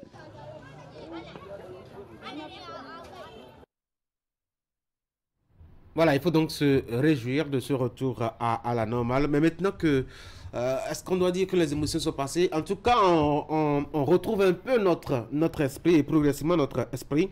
On peut se poser des questions assez bêtes à la limite. Que s'est-il passé en réalité? Sinon, comment est-ce que cela a pu arriver, Lorik Gaba? Ben, écoutez, ce sont des choses qui peuvent arriver quand vous n'arrivez pas à vraiment sécuriser vos frontières. Ça, c'est le premier aspect. Parce que, moi, je vais vous donner un exemple très simple. J'étais une fois à Bukombe et en marchant simplement, on me dit, vous êtes déjà dans le Togo, à Nadoba. Comme ça m'a étonné, je me suis dit, attendez, j'étais dans le Bénin tantôt, on m'a dit, oui, vous faites 2 pas encore derrière, vous êtes dans le Bénin. Je fais 2 pas, on me dit oui, là vous êtes dans le Bénin. Je fais 2 pas devant, vous êtes dans le Bénin. C'est simplement une manière déjà de caricaturer pour faire comprendre que nos frontières, au niveau de nos frontières, il faut qu'on fasse beaucoup plus attention. Nous devons sécuriser davantage nos frontières. Ça, c'est le premier aspect. Là, c'est le côté militaire. Le second côté, c'est qu'il nous faut beaucoup plus installer des infrastructures de base. Quand les populations n'ont pas de centre de santé, quand les populations n'ont pas d'école appropriée, quand les populations n'ont pas l'eau, l'électricité, ces populations peuvent aller vers les populations environnantes d'autres pays. Et ça peut être pareil pour les pays environnants. Ce qui veut dire qu'il y a un brassage... Et il faut s'en réjouir. Ça devrait être salutable. Mais pendant qu'il y a ce brassage, est-ce qu'on filtre l'identité, la nature de ceux qui s'entremêlent? Est-ce qu'on regarde qui vient, de quelle nature il est, de quel acabit il est, qu'est-ce qu'il est capable de faire? C'est là justement que nous devons normalement installer un système de renseignement efficace pour pouvoir savoir qui fait quoi et où. Quand on n'a pas une école dans un coin, est-ce qu'on peut avoir un système de renseignement dans ce... C'est ça justement, c'est parce qu'il y a eu cette faillite entre-temps. Franck, est-ce que quelque part on n'a pas été un peu naïf en disant c'est un phénomène un peu éloigné de nous, on l'entend seulement peut-être au Mali, c'est loin, dans le nord de l'Afrique, etc. Et pourquoi on est surpris quand au Burkina ils ont frappé et en Côte d'Ivoire ils ont frappé? Oui, quelqu'un a dit lorsque la case du voisin brûle, il faut faire attention parce que le feu peut progresser. On a fait attention, on a vu le chef de l'État rendre visite par exemple au président de la transition burkinabé tout récemment. On peut se dire qu'ils ont abordé forcément cette question-là. Oui, est-ce que vous pensez que c'est assez suffisant pour contenir cette personne-là? On ne met pas sur la place publique quand même. C'est une question de justement, sécurité. Pendant longtemps, on a dit, voilà, des questions sensibles. C'est vrai, c'est sensible. Il faut savoir les aborder, mais on ne l'a pas abordé en temps opportun. Le chef de l'État s'est déplacé au Burkina. Il y a eu des délégations qui sont allées au Niger. Il y a même eu des échanges. Il y a eu des échanges. Et puis même entre les chefs d'état-major. Il y a même nos partenaires à l'extérieur qui sont venus. On a abordé la question. Mais sur place, qu'est-ce que nous faisons? Qu'est-ce que nous faisons sur place? C'est un peu ce que Loïc a dit tout à l'heure. Il faut aller à Ogamouin, dans la zone de Perere, dans le prolongement de Perere, en allant vers le Nigeria. Il y a des gens aujourd'hui qui ne savent pas que ils sont béninois parce que tout ce qui est installé là-bas... Il y a quand même un maire dans la localité, non? Ou bien il n'y a pas de... Non, même le maire vous dira que je suis dépassé parce que vous allez là-bas, c'est le Naira qui est utilisé, c'est l'anglais qui est parlé, le broking du Nigeria. Tout ce qui est utilisé, les gens vont l'acheter. Au Nigeria, à peine il y a des infrastructures et il faut saluer le travail que fait l'ABJF qui aujourd'hui est en train de parcourir les frontières pour installer quelques infrastructures, des écoles par-ci par-là, mais c'est encore insuffisant. Moi, je voudrais que des fonds assez consistants soient votés, que les députés se penchent sur la question, que l'État, le gouvernement puisse davantage aller dans prendre au sérieux vraiment la question de la sécurité. Dans nos centres urbains, on a assez investi. Aujourd'hui, il faut déconcentrer l'investissement vers les frontières pour rassurer ces populations-là. Et vous allez voir, les informations vont circuler aisément. Lorsqu'on sent qu'on est béninois à Ogamoué, lorsqu'on sent qu'on est béninois à Kaoubagou, lorsqu'on sent qu'on est béninois quelque part après Djougou, là vous entrez dans le Togo très facilement, vous allez voir quand il y a quelque chose, ils vont alerter le délégué va alerter le chef d'arrondissement, le maire va remonter ça peut-être au ministre de la décentralisation et le ministre avec ses collègues de la sécurité feront ce qu'il faut. Maintenant, si on ne le fait pas, déjà maintenant, c'est que le risque est grand. Et ce n'est pas bien pour notre pays. Eric, vous savez, sur la question, les questions de sécurité sont toujours un enjeu, c'est toujours un défi. Même les grandes nations développées sont toujours éprouvées par de ces situations. Nous, on est resté un peu comme ça. C'est jamais un acquis. C'est jamais un acquis. Et ce qui s'est passé, ce n'est pas forcément du fait, je dirais, d'une défaillance dans le dispositif militaire. Nous avons un ennemi qui pense aussi comme les militaires, qui réfléchit, qui élabore un plan, n'est-ce pas? Là, vous nous faites de plus en plus peur parce que si mais comme ça veut dire on ne descend pas dans un environnement, on n'est pas à l'abri. On ne descend pas dans un village pour mener une attaque à l'improviste comme ça. Comme si on allait au marché. Comme si on allait au marché. Donc quelque part, ils se sont associés, ils ont réfléchi, ils ont peut-être envoyé des éléments observés. Ça a été planifié. Oui, mais il doit y avoir une contre-stratégie de renseignement, par exemple, qui devrait permettre à l'armée de savoir qui bouge dans quelle localité, dans quel sens. Je suis d'accord, mais peut-être que ça a été déjoué des jours en avant et que ce coup est arrivé. Peut-être que ce service de renseignement a fonctionné et que ce qui s'était annoncé peut-être serait peut-être encore pire que ce qui s'est produit. Et c'est vrai qu'on ne communique pas suffisamment sur tout ce qui est déjoué comme attaque dans cette lutte-là. On ne communique pas sur tout ce que le renseignement, nos forces de défense arrivent à déjouer, arrivent à empêcher. Mais quand ça arrive de cette façon, eh bien, c'est en même temps l'occasion de nous projeter encore à nouveau dans les réflexions afin de trouver véritablement les mécanismes. Et comme je le disais, c'est une lutte qu'il faut mener sur plusieurs plans. Quand on finit d'aborder les questions militaires, je pense que là-dessus, le gouvernement a pris à cœur le sujet. On nous a annoncé beaucoup d'investissements, notamment dans l'achat du matériel pour véritablement équiper nos soldats. Mais aussi, et ce qui est intéressant pour moi, c'est notre politique de développement qui doit être encore plus inclusif et surtout de la base. Franck a donné un très bel exemple en citant une école, ça suffit pour éviter ces attaques, vous pensez? Pas forcément une école. La vie d'une population ne tourne pas autour d'une école. Centres de santé, des centres de santé, la présence des autorités locales. Vous en avez de ces localités. En France, ça ne manque pas. Aux États-Unis, ça ne manque pas. Et pourtant, ils ont frappé. Ce n'est pas une affaire d'infrastructure socio-communautaire. Alors, ça arrive combien de fois? Ça arrive combien de fois? Ça peut minimiser les risques. Ça peut réduire les risques. Maintenant, ce n'est pas parce qu'on n'a peut-être pas, en menant une politique de développement plus inclusif, on peut pas régler le problème à 100%, mais ça peut nous aider, n'est-ce pas, à avoir un environnement où on peut déjà même compter, n'est-ce pas, sur la population locale. Aujourd'hui, le risque à relever, l'aspect que nous avons interrogé, c'est que ces gens-là, leur objectif, c'est d'opérer par la terreur. C'est d'aller avec une grande violence et servir de leçon aux autres. Vous avez vu ce qui s'est passé. Alors, si vous ne vous rangez pas à nos côtés. Comment on fait quand si l'État n'est pas suffisamment psychologique? Alors, si l'État n'est pas suffisamment fort, on va laisser la parole à l'État n'est pas suffisamment fort pour permettre à la population de dire ah non, j'ai l'État à mes côtés. Matin, midi, soir, l'État veille sur mes intérêts. Ok?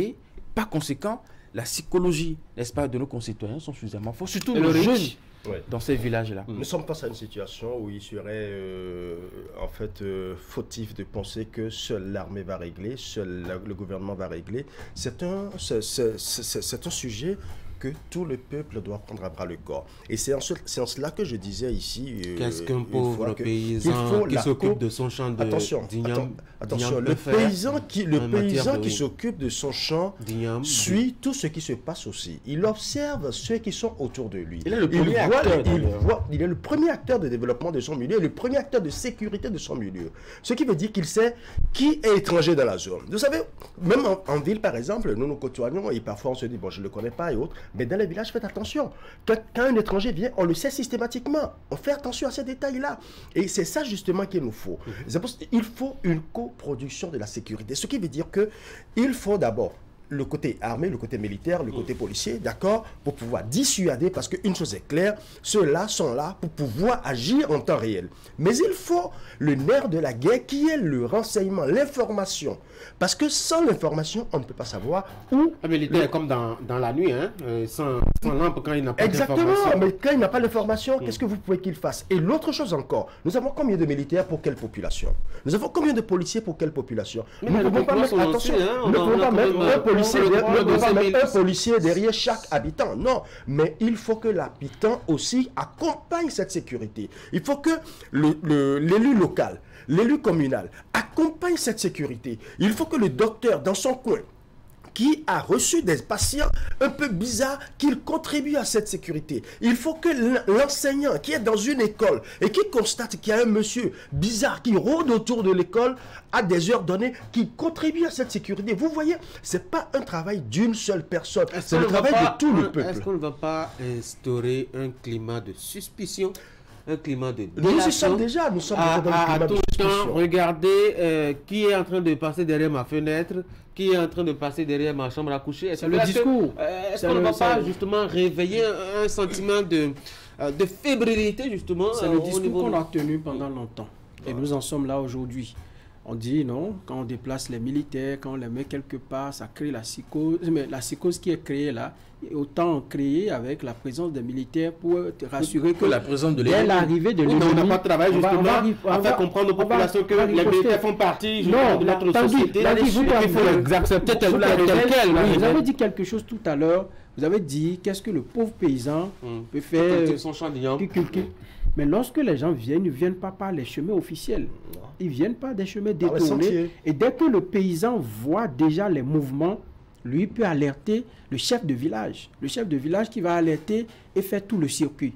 Alors, tout le monde est concerné. Même le petit enfant qui joue au ballon, lorsqu'il voit un étranger qui semble bizarre, il va dire ça à sa maman à la maison. La maman va dire ça au papa. Le papa va dire ça. Installer dans les relations. Non, moi je pense qu'aujourd'hui, ce débat est dépassé. Il faut sortir les militaires des casernes, leur construire de petites bases dans ces frontières-là, parce qu'ils ne viennent pas au centre, enfin, ils ne viennent pas dans les centres, ils restent dans les périphéries. Il faut construire de petites bases. Je ne sais comment ça va se faire. Les professionnels de la sécurité vont oui, je ne trahis pas un secret, mais je pense que sur cette initiative, je pense que le gouvernement a assez évolué sur la dynamique de vraiment installer des bases dans des zones données. Alors, cela révèle forcément quelque part quelques insuffisances dans notre façon de faire les choses. Pendant longtemps, on est resté concentré à développer les milieux urbains, n'est-ce pas, pendant longtemps, en oubliant que le Bénin, c'est Kandi, le Bénin, c'est Manonville, c'est Banikoara, c'est ces localités-là qui sont très loin et où l'espace est tellement vaste et la population, elle est réduite. Vous avez, quand vous traversez ces milieux, vous avez des espaces de végétation à perte de vue, vous avez des champs à perte de vue, n'est-ce pas? Pour le paysage. Et c'est justement ça que l'ennemi utilise, l'espace, où il n'y a pas une présence humaine, il n'y a pas une présence humaine. Du jour au lendemain, ils viennent, ils s'installent parce qu'ils savent que personne ne contrôle, personne ne vérifie véritablement ces espaces-là. Et c'est en cela que la population locale a un rôle à jouer. Et j'apprécie l'intervention de Franck où il faut mettre à contribution c'est des gens auprès de qui il faut aller échanger. L'État doit pouvoir envoyer des sociologues, des psychologues, des experts en tout cas, et échanger avec ces populations sur la façon, n'est-ce pas? Est-ce que la première étape, ce n'est pas déjà de rassurer les gens et de leur faire comprendre qu'un policier, ce n'est pas l'ennemi de la population, un militaire, ce n'est pas l'ennemi de la population? Cela nous a manqué, cette relation entre forces de défense et de sécurité et population, on n'a pas su établir ça véritablement. Cette confiance-là. Et puis bon, voilà, aujourd'hui, lorsque vous voyez le pick-up de policiers dans une vente, tout le monde détale. Tout le monde détale. Aujourd'hui, il faut le faire. Les gars, on devrait avoir en ligne le docteur Kamal Donko pour donner son opinion sur la question, mais visiblement notre invité au téléphone a quelques soucis avec son moyen de communication. Les essais de contact n'aboutissent pas. On va continuer à essayer, le temps peut-être de voir si on aura un petit bout de chance avec les dieux de la technique et de la communication. Eric Gaba, vous n'êtes certainement pas devin, mais qu'est-ce qui va se passer les jours à venir? À peu près. Non, les jours à venir, comme je l'ai dit déjà, pas les jours à venir. Ça a commencé déjà d'ailleurs, parce que la première des choses, c'est que vous avez parlé de climat de suspicion. Le climat de suspicion est déjà là, parce qu'il le faut. Il le faut pourquoi? Parce que quand vous allez d'ailleurs dans les pays développés, vous êtes tranquille, vous déposez déjà un sac quelque part, vous ne dites rien à personne, mais vous êtes surpris que déjà quelqu'un que vous ne connaissez pas a déjà appelé la police et la police vient vous interpeller. Bon, ce sac que vous avez déposé, pourquoi? Ouvrez le sac, nous allons fouiller, ainsi de suite. Donc, la population est aux aguets. Aujourd'hui, je pense que c'est ce qui va rester. C'est ce à quoi nous allons assister. Nous allons assister à une population qui a peur. Une population qui essaie quand même de gérer son quotidien, mais tout en assurant ses arrières. Nous aurons une population qui avait l'habitude de vaquer librement à ses occupations champêtres, mais qui aujourd'hui sera toujours aux aguets en train de regarder vers l'horizon, en train de scruter l'horizon pour voir si entre-temps la mort ne vient pas. Nous aurons une population... Bon ou mauvais?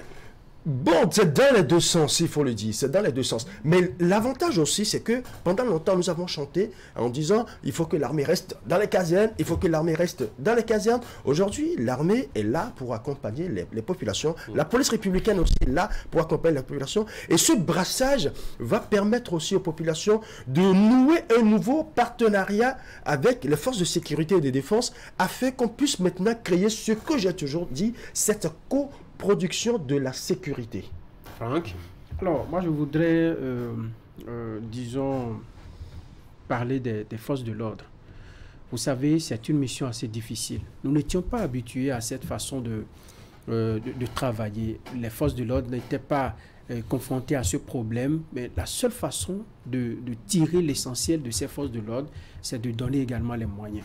Il ne sert à rien de déplacer ou de dépêcher une troupe, par exemple, quelque part à Kaoubagu, et de les laisser faire dire que c'est des soldats. Non. Ils auront besoin, ils auront besoin là-bas également de moyens. Après tout, c'est des hommes. Parce que il faudrait qu'ils soient en forme. Il faudrait que psychologiquement, ces gens-là soient, ces compatriotes-là soient assis psychologiquement pour mener cette bataille-là. Parce que eux-mêmes, ils sont dans la psychose. D'où est-ce qu'ils vont venir? D'où est-ce que ces djihadistes-là vont surgir pour attaquer? On ne le sait pas. Donc, ils sont dans la psychose. Il faut leur doper le moral. S'il y a des primes à donner, il faut leur donner ça régulièrement. Quoi, ça part contre les balles? Enfin, ça part les balles? Non, ça leur permet d'être à l'aise et de mettre à l'aise leur famille. Si un soldat au front, on lui dit que son enfant souffre du palu, aujourd'hui il a pris, on lui a injecté 2 piqûres et que ça ne va pas, la fièvre monte toujours. Vous êtes sûr qu'il aura le moral pour tirer sur un djihadiste Ce n'est pas 5 000 qui vont l'aider à avoir le Non, moi je dis pas 5 000 dans leur déontologie. Peut-être qu'ils ont... Ils ont des primes, ils ont des... Absolument, moi j'ai juste donné... il faut également soutenir les soldats qui sont au front. J'ai vu des policiers à Kaoubagu, il faut les soutenir afin d'avoir des résultats. Allez, les gars, on va changer banaliser cet aspect qui est très important. Vous savez, ceux qui sont au front, ce sont nos frères, nos cousins, nos pères. Et puis nous savons que la tâche n'est pas facile. Et puis, ce qui permet à un soldat d'être véritablement opérationnel, c'est de savoir que son arrêt est assuré. Et si, dans la prise en charge des soldats, l'État peut nous savons que l'État fait déjà des efforts, peut encore continuer par s'occuper davantage des soldats. On aura encore de meilleurs résultats, n'est-ce pas? On aura encore de meilleurs résultats. Et souhaiter véritablement à ce que sur entendu curieusement parler de choses qui vont se passer sur la question, comme les chasseurs qui quand même sont des structures, des entités bien organisées, qui ont des renseignements aussi, qui ont une certaine efficacité aussi à assurer la sécurité. On avait aussi des brigades civiles qui ont complètement disparu. Évidemment, il y avait quelques bévues que ces brigades faisaient. Est-ce que ce n'est pas maintenant le moment de les solliciter, peut-être de les professionnaliser? Ce sont des pistes de solutions sur lesquelles il faut véritablement réfléchir. Mais avant d'y revenir, vous avez posé sur ce qui va se passer. Moi, deux choses. L'ennemi va encore essayer d'attaquer. Et justement, nos forces de défense vont essayer de les repousser. C'est d'ailleurs leur mission, essayer mieux que possible de repousser l'ennemi. Alors, je pense que nous avons des secondes, vous allez garder des solutions. On a eu la ligne. Il me semble que Dr Kamal Donko a pu décrocher notre appel. Enfin. Docteur, bonjour. Est-ce que vous me donnez le temps de pouvoir mieux garer. D'accord. Ah, vous êtes en déplacement, docteur. Vous allez garder la ligne. Surtout, ne vous empressez pas, gardez la ligne et garez convenablement. Ça nous rassure. Ça nous évite de parler d'autre chose que de terrorisme après. C'est une très belle solution. Ça fait partie des solutions endogènes, n'est-ce pas, de nos cultures, de nos valeurs ancestrales que nous avons, qu'on peut mettre à contribution. C'est vrai qu'on n'a pas réussi véritablement à structurer, à organiser cette corporation. Il fut une époque, ils se sont retrouvés dans des histoires pas trop claires. On les a un peu étiquetés sur certains plans. Mais il reste et demeure une force qu'on peut mettre à contribution à l'ouvrage. On va essayer sur la pratique. On les appelle des chasseurs. Sur la pratique, ils ont des connaissances, ils ont des savoir-faire, ils ont des modes opératoires, n'est-ce pas, que nous pouvons, ou que l'état-major, n'est-ce pas, peut utiliser à ce qui se fait déjà sur le terrain. Ils ont déjà prouvé d'ailleurs leur capacité à apporter leur appui à la sécurité intérieure. Alors, on va essayer de renouer contact avec Dr Kamal Donko. Le temps pour moi de projeter ce qui va suivre juste après les échanges avec notre invité au téléphone. Je rappelle qu'on va se pencher tout à l'heure, même si le temps évidemment ne nous permet tellement plus de se prononcer sur cette actualité au niveau des partis politiques très perturbés par quelques défections, notamment au niveau des FCBE. On a vu la crise au niveau du BR et maintenant c'est le RLC qui s'annonce. Docteur, bonjour. Allô? Est-ce que vous êtes en ligne? Vous nous entendez? Oui, permettez-moi je suis dans une dépression en fait. Ah, je vois, c'est toujours compliqué. En tout cas, on verra bien si on peut vous avoir. On va marquer une pause, peut-être le temps de revenir par ici, et on va suivre ce que je ne comprends pas.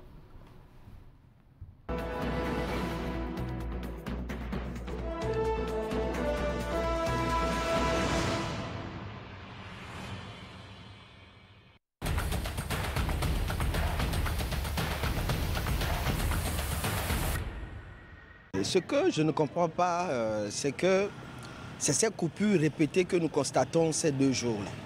Et cela dû tellement, parfois même ça va jusqu'au lendemain. Ce que je ne comprends pas, c'est qu'après autant d'investigations, autant d'experts amenés dans notre pays, que cela a perdu et peut-être veut prendre la mesure qu'on connaissait avant. Donc c'est ce que moi je ne comprends pas et je voudrais bien comprendre.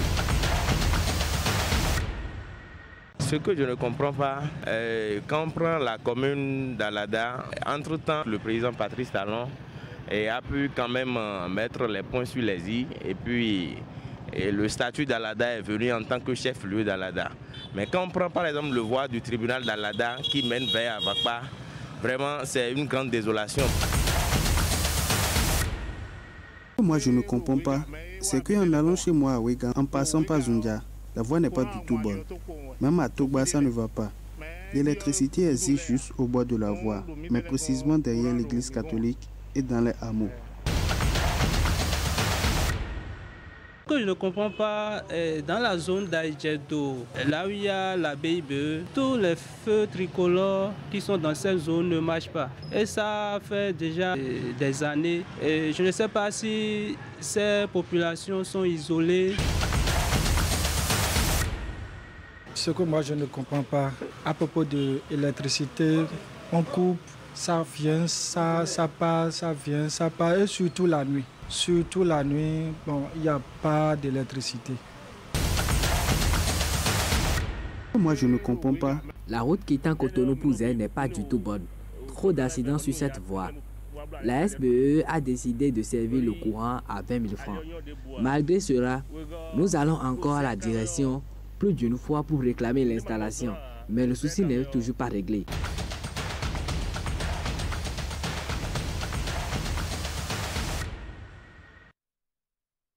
De retour sur ce plateau, vous avez un mot sur ce que je ne comprends pas là, rapidement. La population surtout a abordé la question. Ce que je ne comprends pas, c'est ce que je ne comprends pas.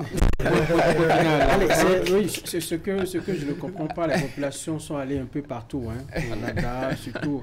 Moi, ce qui a retenu mon attention, c'est celui qui a parlé des feux tricolores à Aïdjedo. Nous sommes là au centre-ville et c'est pas bien que des feux tricolores soient en panne et que ça dure très longtemps. Ce n'est pas bien vu la circulation qui est assez dense à Cotonou. Il faut qu'on y jette un coup d'œil. Allez, je vous proposais de parler de ces partis qui connaissent quelques difficultés depuis un bout de temps maintenant. On a été surpris par l'actualité au niveau du BR. Puis après, c'est la FCBE qui observe quelques défections en leur sein. Maintenant, le parti RLC qui voit des militants dans les médias faire des menaces. Le GABA, on avait cru que les partis étaient désormais en tout cas un peu plus solides que ceux qu'on avait connus par le passé. Dire que c'est un peu plus solide, c'est relatif. Parce qu'il faut d'abord retenir une chose. Dans un parti, il y a toujours des convictions, il y a toujours des idées. Et quand les idées ne concordent plus, vous ne soyez pas surpris que des gens prennent la tangente. Et dans le BR, vous avez déjà vu ce qui s'est passé. RLC, c'est pareil. Bon, ça peut arriver à n'importe quel autre parti. L'essentiel, c'est qu'il faut un certain leadership. Et c'est ce leadership qui arrive à consolider les idéaux du parti. Parce que si je dis je vais vers un parti, c'est parce que j'accepte et j'adopte les idéaux de ce parti. Voilà, et j'adhère. Maintenant, à un moment donné, si éventuellement mes convictions, je ne me retrouve plus en harmonie avec mes convictions personnelles vis-à-vis de ce parti, mais il se peut que je prenne la tangente. C'est ce qui est en train d'arriver actuellement. Donc je pense qu'il y a un problème de gouvernance et de leadership qui pose problème. Eric, écoutez, nous sommes en politique. Et puis, pour moi, la seule conviction qui a d'importance, c'est l'argent. Et c'est les intérêts personnels. Voilà. Et donc, je pense que les acteurs politiques ne seront pas contents de vous. Hein. C'est une réalité. C'est une réalité. Alors, on a cru comprendre que la réforme du système partisan pouvait nous éloigner un peu de ces réalités. Mais après, je me dis, un parti politique, c'est aussi une organisation humaine. Donc, entre 2 ou 3 personnes, on peut avoir des difficultés de compréhension. Maintenant, c'est pas parce que j'appartiens à un parti politique et que dans mon parcours en tant qu'acteur politique, je me rends compte qu'il y a des problèmes auxquels on n'arrive pas à trouver de solution. Je me rends compte peut-être que ma compréhension parfois de certains sujets... Bon, je me barre, je vais me chercher ailleurs. C'est simplement que ça. C'est simplement que ça, c'est quoi? Oui. Non, il faut prendre les partis au cas par cas. Lorsque vous parlez du RSC, je préfère commencer par là. Vous voyez comment ce parti me met. Le parti c'est quoi? Le verre est dans le fruit. Oui, depuis. Donc moi je pense que... Mais comment ce parti est créé? Il n'a qu'à nous donner des détails. C'est un parti qui est créé comme tous les autres partis. Avec des militants. Voilà, ça a été enregistré, et comment on dit, au journal officiel, au ministère de l'Intérieur, et qui surtout malheureusement, a participé à des performances, a participé à la présidentielle de 2021. Si on veut être sincère, on sait tous que nous sommes sincères, que RLC nous sommes sincères, n'a pas fait le bon chemin. Alors, lorsque vous prenez les FCBE, vous avez vu le parcours des FCBE qui est aujourd'hui, à mon avis, à la croisée des chemins. Si les FCBE ne gèrent pas bien cette crise-là, d'ailleurs, vous avez vu Eric Roundete qui était au palais la dernière fois, et le titre de de chef de file de l'opposition. Ils n'en ont plus. Et je ne sais pas aujourd'hui. Ça peut participer de leur fragilisation. Le chef de file de l'opposition, c'est un truc qui peut changer à tout moment. Ça ne peut, non, ils se réclamaient de l'opposition. Aujourd'hui, c'est pas une carrière envisagée. C'est pas une carrière envisagée. Ça vous permet, ça permet de garder. Oui, mais on l'a à un moment donné et ça permet, on peut perdre ça. Et ils l'ont perdu. Ça permet de garder une ligne. Bon, les FCBE sont de quel côté? Surtout de l'opposition. Non, pas de quelle opposition? Oui, l'opposition du Bénin, l'opposition politique. L'opposition qui leur a permis d'avoir le titre de chef de file d'opposition. D'accord, je vous le concède. Mais je vous dis, aujourd'hui, les partis sont très faibles. Le docteur, j'espère que cette fois-ci, il a suffisamment bien garé. Docteur, c'est bon maintenant, vous avez les mains libres et loin du volant.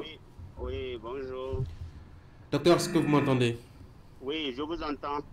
Merci beaucoup, nous vous entendons aussi. C'est vrai qu'on a changé de sujet, mais je rappelle rapidement qu'on avait discuté de la situation à Kaoubago avec ces attaques que la population a connues. Une attaque en une nuit qui a fait une vingtaine de morts pratiquement dans des conditions atroces.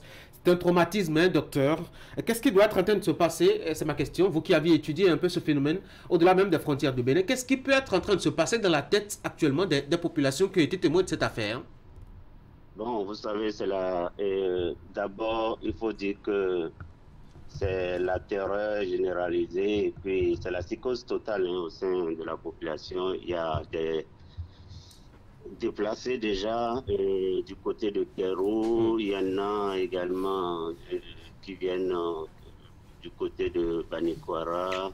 Et il faut dire que psychologiquement, les populations sont déstabilisés, hein, et c'est parti pour longtemps. Ah oui? Et pourtant, les populations semblent s'en remettre déjà. On a fait un reportage constat qui remarque justement que les populations sont en train de revenir pour celles qui sont parties et celles qui sont restées en train de reprendre leurs activités traditionnelles. Justement, c'est que ceux qui reviennent, hein, et vous savez, la terreur qu'on brandit, hein, et c'est pour gagner de l'espace. Hein, c'est pour soumettre, pour amener tout le monde à se soumettre. Donc ceux qui reviennent déjà à terme feront allégeance aux entrepreneurs, à ces entrepreneurs-là de la violence. Vous comprenez? Oui. Donc ils reviennent, hein, et à coup sûr, si rien n'est fait, que ces entrepreneurs de la violence-là reviennent, hein, et ce sera des proies faciles, hein, ils vont recruter, hein, ils seront facilement... ils vont facile à enrôler peut-être. Voilà. Oui, exactement, c'est ça. Mais est-ce que la présence des forces de défense et de sécurité n'est pas un élément qui rassure davantage et qui permet d'éviter ce que vous êtes en train de présager, d'envisager? Oui, vous savez, nos forces de l'ordre, hein, font ce qu'elles peuvent. Elles font ce qu'elles peuvent. En nombre limité et face à une guerre asymétrique, vous comprenez. Vous voyez, on ne connaît pas l'ennemi en fait. Vous voyez? Oui. On ne connaît pas l'ennemi. C'est difficile de dire que c'est tel. Est-ce que c'est la population locale qui se mue en entrepreneur de violence? Parce que le vocable de djihadiste qu'on brandit partout, peut-être que c'est au sein de la population. Donc tout ça là mérite d'être, hein, approfondi. Alors vous utilisez un terme entrepreneur de violence. De quoi est-ce qu'il retourne et de quoi est-ce que vous parlez concrètement? Parce que nous, on se dit que ce sont des terroristes, point barre. Et vous dites même que ça peut provenir des propres populations locales. Oui. Et bon, je pense sur un plateau, on aura beaucoup plus à développer, hein, tous ces paramètres-là. Mais ce que je peux dire, hein, c'est que parfois on pense que le mal vient de loin, mais parfois il est à côté aussi. C'est ça. Voilà. Donc, oui. Et quand il est question de pareilles attaques, vous voyez, c'est une première, hein, ce qui s'est passé à Kaoubago. C'est une première. Oui, ça veut dire que le modus operandi, hein, de ceux-là qu'on pointait du doigt comme étant des entrepreneurs de violence, aujourd'hui, leur modus operandi a changé. Donc, c'est monté d'un cran. Exactement. Donc, ça doit nous interpeller. Et si vous prenez, hein, la bande vous voyez du côté, le Nord Togo aussi. Oui. Est en proie à une crise sécuritaire. De l'autre côté du Burkina. Donc, vous voyez, le taux se resserre. Et les déplacés du côté togolais qui viennent dans les régions de Mali. Il y en a eu récemment d'ailleurs. Exactement. Ils se retrouvent comme dans un étau. C'est ça. Voilà. Donc. Oui. Et qu'est-ce qu'on peut faire? J'ai l'impression que bon, nous sommes face à un mal qu'on ne connaît pas, dont on ne maîtrise pas l'évolution, dont on ne connaît pas justement les intentions, et donc on est faible à tous les points de vue, j'ai envie de dire. Oui, sur un plateau, on aura beaucoup plus à élaborer. Je suis en train de voyager là. Mais ce que je peux dire, nous devons pouvoir nous parler entre nous, Béninois. D'accord. Oui. Les forces de l'ordre ne doivent pas être perçues comme étant des ennemis du peuple aussi. Donc ça veut dire qu'il faut créer un espace d'échange entre forces de l'ordre et population locale. Vous savez, nos espaces, nos frontières pendant un bon moment avaient été négligées. Je loue l'effort de la BGF, tout ça. Oui. Maintenant que l'État tente de reprendre un espace qui avait été aux mains des personnes incontrôlées, ça va créer des clivages. Donc pour vous, il faut déjà commencer un travail. Vous avez annoncé un rapprochement entre les forces de défense et de sécurité et la population. Exactement. Ces mécanismes-là existent, ça se fait, ça ne se dit pas parce que les forces de l'ordre aussi ne vont pas étaler ce qu'ils font au sein de la communauté. Mais il faut approfondir, il faut aller au-delà. Il faut aller au-delà, il faut se parler. L'autre chose aussi, il faut mettre en place des systèmes d'alerte vraiment performants. Comment ça se passe, ça? Bon, vous savez, ça relève, vous voyez, face à une guerre asymétrique, on n'étale pas tout. Et les forces de l'ordre, ils ont leur système d'alerte. Et en tant que chercheurs, et au vu de ce qui se fait de plus en plus au Burkina, et où parfois on a des avancées, et où on a des performances qui se réalisent du côté de ces forces de l'ordre-là, vous voyez que ils investissent beaucoup plus au sein de la communauté là, et ils tiennent compte des composantes de la société, ils essaient d'échanger et de mettre en place des systèmes d'alerte qui leur permettent de parvenir à des résultats salutaires. Je pense que s'il y a un espace d'échange ou bien un plateau favorable, on pourrait mieux étayer ces différents aspects. J'allais vous le proposer, on réfléchira avec la... Dommage que oui, mais j'espère qu'on aura un cadre pour échanger, parce que c'est un débat qui mérite d'être mené. Absolument. Voilà, face à une guerre qu'on ne maîtrise pas, à une guerre asymétrique, il faut que ça devienne une affaire de tous. Que ce soit le simple paysan qui est dans son champ, parce qu'actuellement, les gens sont gênés dans leur activité quotidienne. Voilà. Et ceux qui se retrouvent du côté du sud, c'est la psychose également. Qu'est-ce qui va se passer d'ici 6 mois? Qu'est-ce qui va se passer d'ici 1 an? Vous voyez un peu? Tout à fait. Donc, ça devient une affaire de tous. On doit pouvoir s'asseoir. Il doit pouvoir même avoir des assises. On ne doit pas politiser le fait. C'est ça. On ne doit pas politiser parce que je vois un peu, il y a de la récupération. Non. Sinon, vous voulez parler de ces bonnes volontés qui rendent visite déjà aux populations de Kaoubago? Oui, bon, vous voyez. La solidarité, elle est fortement africaine. Elle est agissante et elle est normale. Mais lorsque il y a des discours qui tendent à interpeller et à chaque fois l'État, je me dis que ça risque de finir en une coloration politique. C'est ça. Voilà. Donc, ramenons la balle à terre. Essayons de voir ce que chacun peut faire à son niveau. Ce sont nos parents à divers niveaux qui se retrouvent dans ces zones fragiles. Donc, merci beaucoup à vous, docteur Kamal Donko. Je rappelle que vous êtes socio-anthropologue. Vous êtes intéressé par les questions... géographe politique. Absolument. Géographe politique. Merci beaucoup d'avoir été en ligne.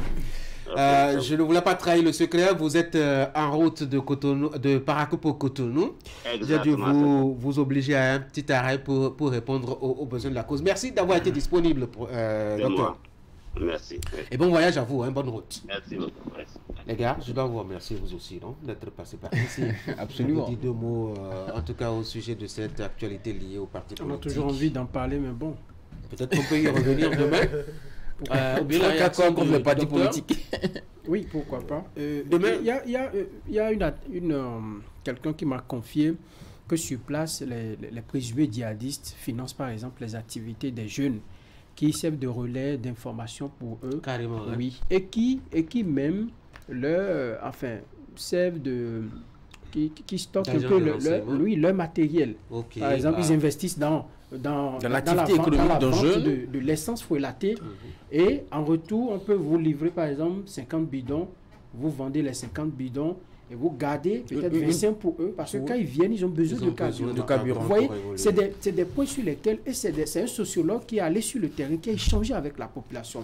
Il faudrait qu'on on va vous recevoir ensemble avec le docteur Kabal Donko. Vous allez nous aider à mieux comprendre tout cela en Kaounou. Allez, bonne journée les gars. Bonne journée. Un dernier rendez-vous, hein. Ce sera la revue de presse avec Assiengon Kanyi Assiengon.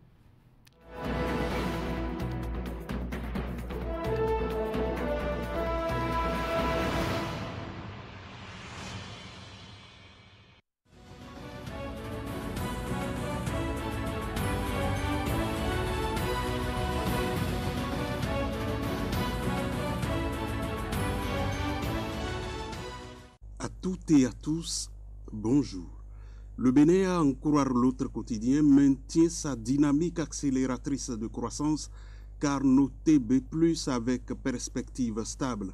Bénin Intelligent confirme pour écrire que l'économie béninoise se porte bien malgré les incertitudes pesant sur l'activité économique mondiale. L'Agence internationale de notation financière S&P a confirmé le lundi 8 mai la note de B+, attribuée au Bénin avec perspective stable. Cette décision reflète notamment la forte dynamique de croissance du Bénin et l'efficacité des réformes économiques et budgétaires entreprises par le gouvernement, selon un communiqué de presse du ministère de l'Économie et des Finances. Le matinal ajoute que cette décision atteste de la remarquable résilience du Bénin malgré les incertitudes pesant sur l'activité économique mondiale. Le Soleil Bénin Info complète et écrit que l'agence a indiqué que les perspectives stables reflètent l'opinion selon laquelle le Bénin continuera à mettre en œuvre des réformes économiques structurelles conduisant à une amélioration des performances économiques et budgétaires. À en croire le matin, S&P salue la forte croissance de l'économie du Bénin qui devrait progresser de 6,5% en 2023 et accélérer à 6,8% en moyenne entre 2024 et 2026. S&P indique également que les mesures adoptées par le gouvernement pour limiter l'augmentation des prix ont permis de contenir efficacement l'inflation à 1,4% en 2022, soit un niveau nettement inférieur à la moyenne de 7,4% observée dans l'UMOA selon la BCEAO. Les subventions gouvernementales et la performance du secteur agricole ont contribué à limiter la hausse des prix en 2022. L'agence anticipe également une trajectoire de réduction du déficit budgétaire du Bénin entamée en 2022. Selon S&P, le déficit devrait atteindre 4,5% du PIB en 2023 et s'établir à 2,8% en moyenne entre 2024 et 2026. Au nord Bénin, et à en croire le matinal, au lendemain de l'attaque terroriste qui a profondément affecté la localité de Kaobagou, dans la commune de Kérou, plus de 879 personnes fuyant les atrocités des individus armés non identifiés ont quitté leur localité pour se réfugier à Kérou Centre. Selon le chef d'arrondissement de Kaobagou, Marcelin Onteni, les personnes déplacées bénéficient du soutien de l'autorité communale et celle préfectorale. Face aux fréquents SOS des femmes détenues avec leurs bébés dans les hôpitaux, Fraternité invite à une solidarité nationale. À en croire le journal, ils sont coutumiers du fait lorsque les ménages qui ont du mal à joindre les deux bouts en viennent à procréer. Ils se signalent la plupart du temps dans les centres de santé par leur capacité à régler les factures. Pour les contraindre à payer parfois au péril de la santé de la mère et du nouveau-né, les responsables des maternités les maintiennent sur place pendant des jours, voire des semaines et des mois, dans des conditions déplorables. Au bout du rouleau, les SOS aidants, ils sont finalement autorisés à rentrer chez eux après un séjour forcé à l'hôpital qui s'apparente à un calvaire. Inutile d'évoquer le suivi des grossesses. Faute de moyens, la parturiente fait l'effort de s'aventurer une seule fois dans le bureau d'une sage-femme et la prochaine visite se passe en salle d'accouchement. Le hic est que quelque temps après, les mêmes personnes se signalent dans les mêmes conditions, comme si elles n'avaient pas appris la leçon. L'économiste du Bénin informe que Cotonou accueille du 9 au 12 mai 2023 les rencontres d'affaires francophones et africaines de la conférence permanente des chambres consulaires africaines et francophones. Selon le journal, ces rencontres d'affaires économiques réunissent les représentants des mondes économiques des pays membres, également les partenaires techniques et financiers de l'aide au développement. Le Bénin qui, selon un article de Bénin Intelligent, est classé premier pays d'Afrique de l'Ouest en matière de transport et logistique, selon le dernier rapport sur l'indice de la performance logistique 2023, publié par la Banque mondiale, ainsi de la 76e place lors de la dernière publication en 2018. Il monte à la 67e, un exploit qui dévoile avec certitude les opportunités de développement dont dispose le Bénin pour favoriser le commerce international. De son côté, le Soleil Bénin Info note que grâce au coup de génie du président Patrice Athanase Guillaume Talon, il y a un changement radical dans le secteur de commercialisation des produits pétroliers. L'état des lieux avant l'avènement de l'actuel locataire du palais de la Marina donnait un pincement au cœur étant donné que les stations-service n'étaient pas à la hauteur. Il y a désormais de l'espoir pour les consommateurs qui peuvent se réjouir. Et dans la suite, Fraternité rapporte que l'unité de gestion des projets REDIC et PPRC, en collaboration avec le ministère de la Santé publique, a initié une campagne de reboisement pour remplacer les arbres coupés dans le cadre de la mise en œuvre des 10 projets pour lutter contre la pandémie de Covid-19. La campagne a été lancée hier sur le site de la forêt classée de Ouedo, dans la commune d'Abomey-Calavi, par la mise sous terre des plans par les autorités présentes à l'occasion. Merci d'avoir été à l'écoute.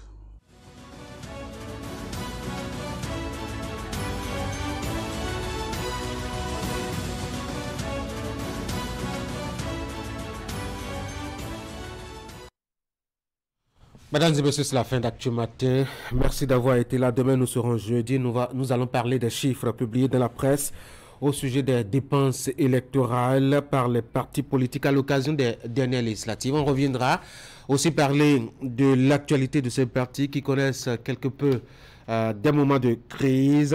Les forces connues pour un Bénin émergent qui connaissent des défections. Le parti RLC qui connaît des menaces des militants. Le BR qui a connu aussi ses heures chaudes. Le MPL, où on a dû soulever quelques chaises entre-temps par là-bas. Les partis politiques sont en crise. On en parlera demain. Et puis, demain, ce sera le 11 mai, date anniversaire du décès de Bob Marley, le prophète du rythme reggae. On en dira 2 mots. Merci d'avoir été en notre compagnie. Vous passez une excellente journée. Vous suivez surtout les grands nouveaux d'informations de Canal 3. Ce sera à 13h et à 19h30 pour les plus grandes éditions.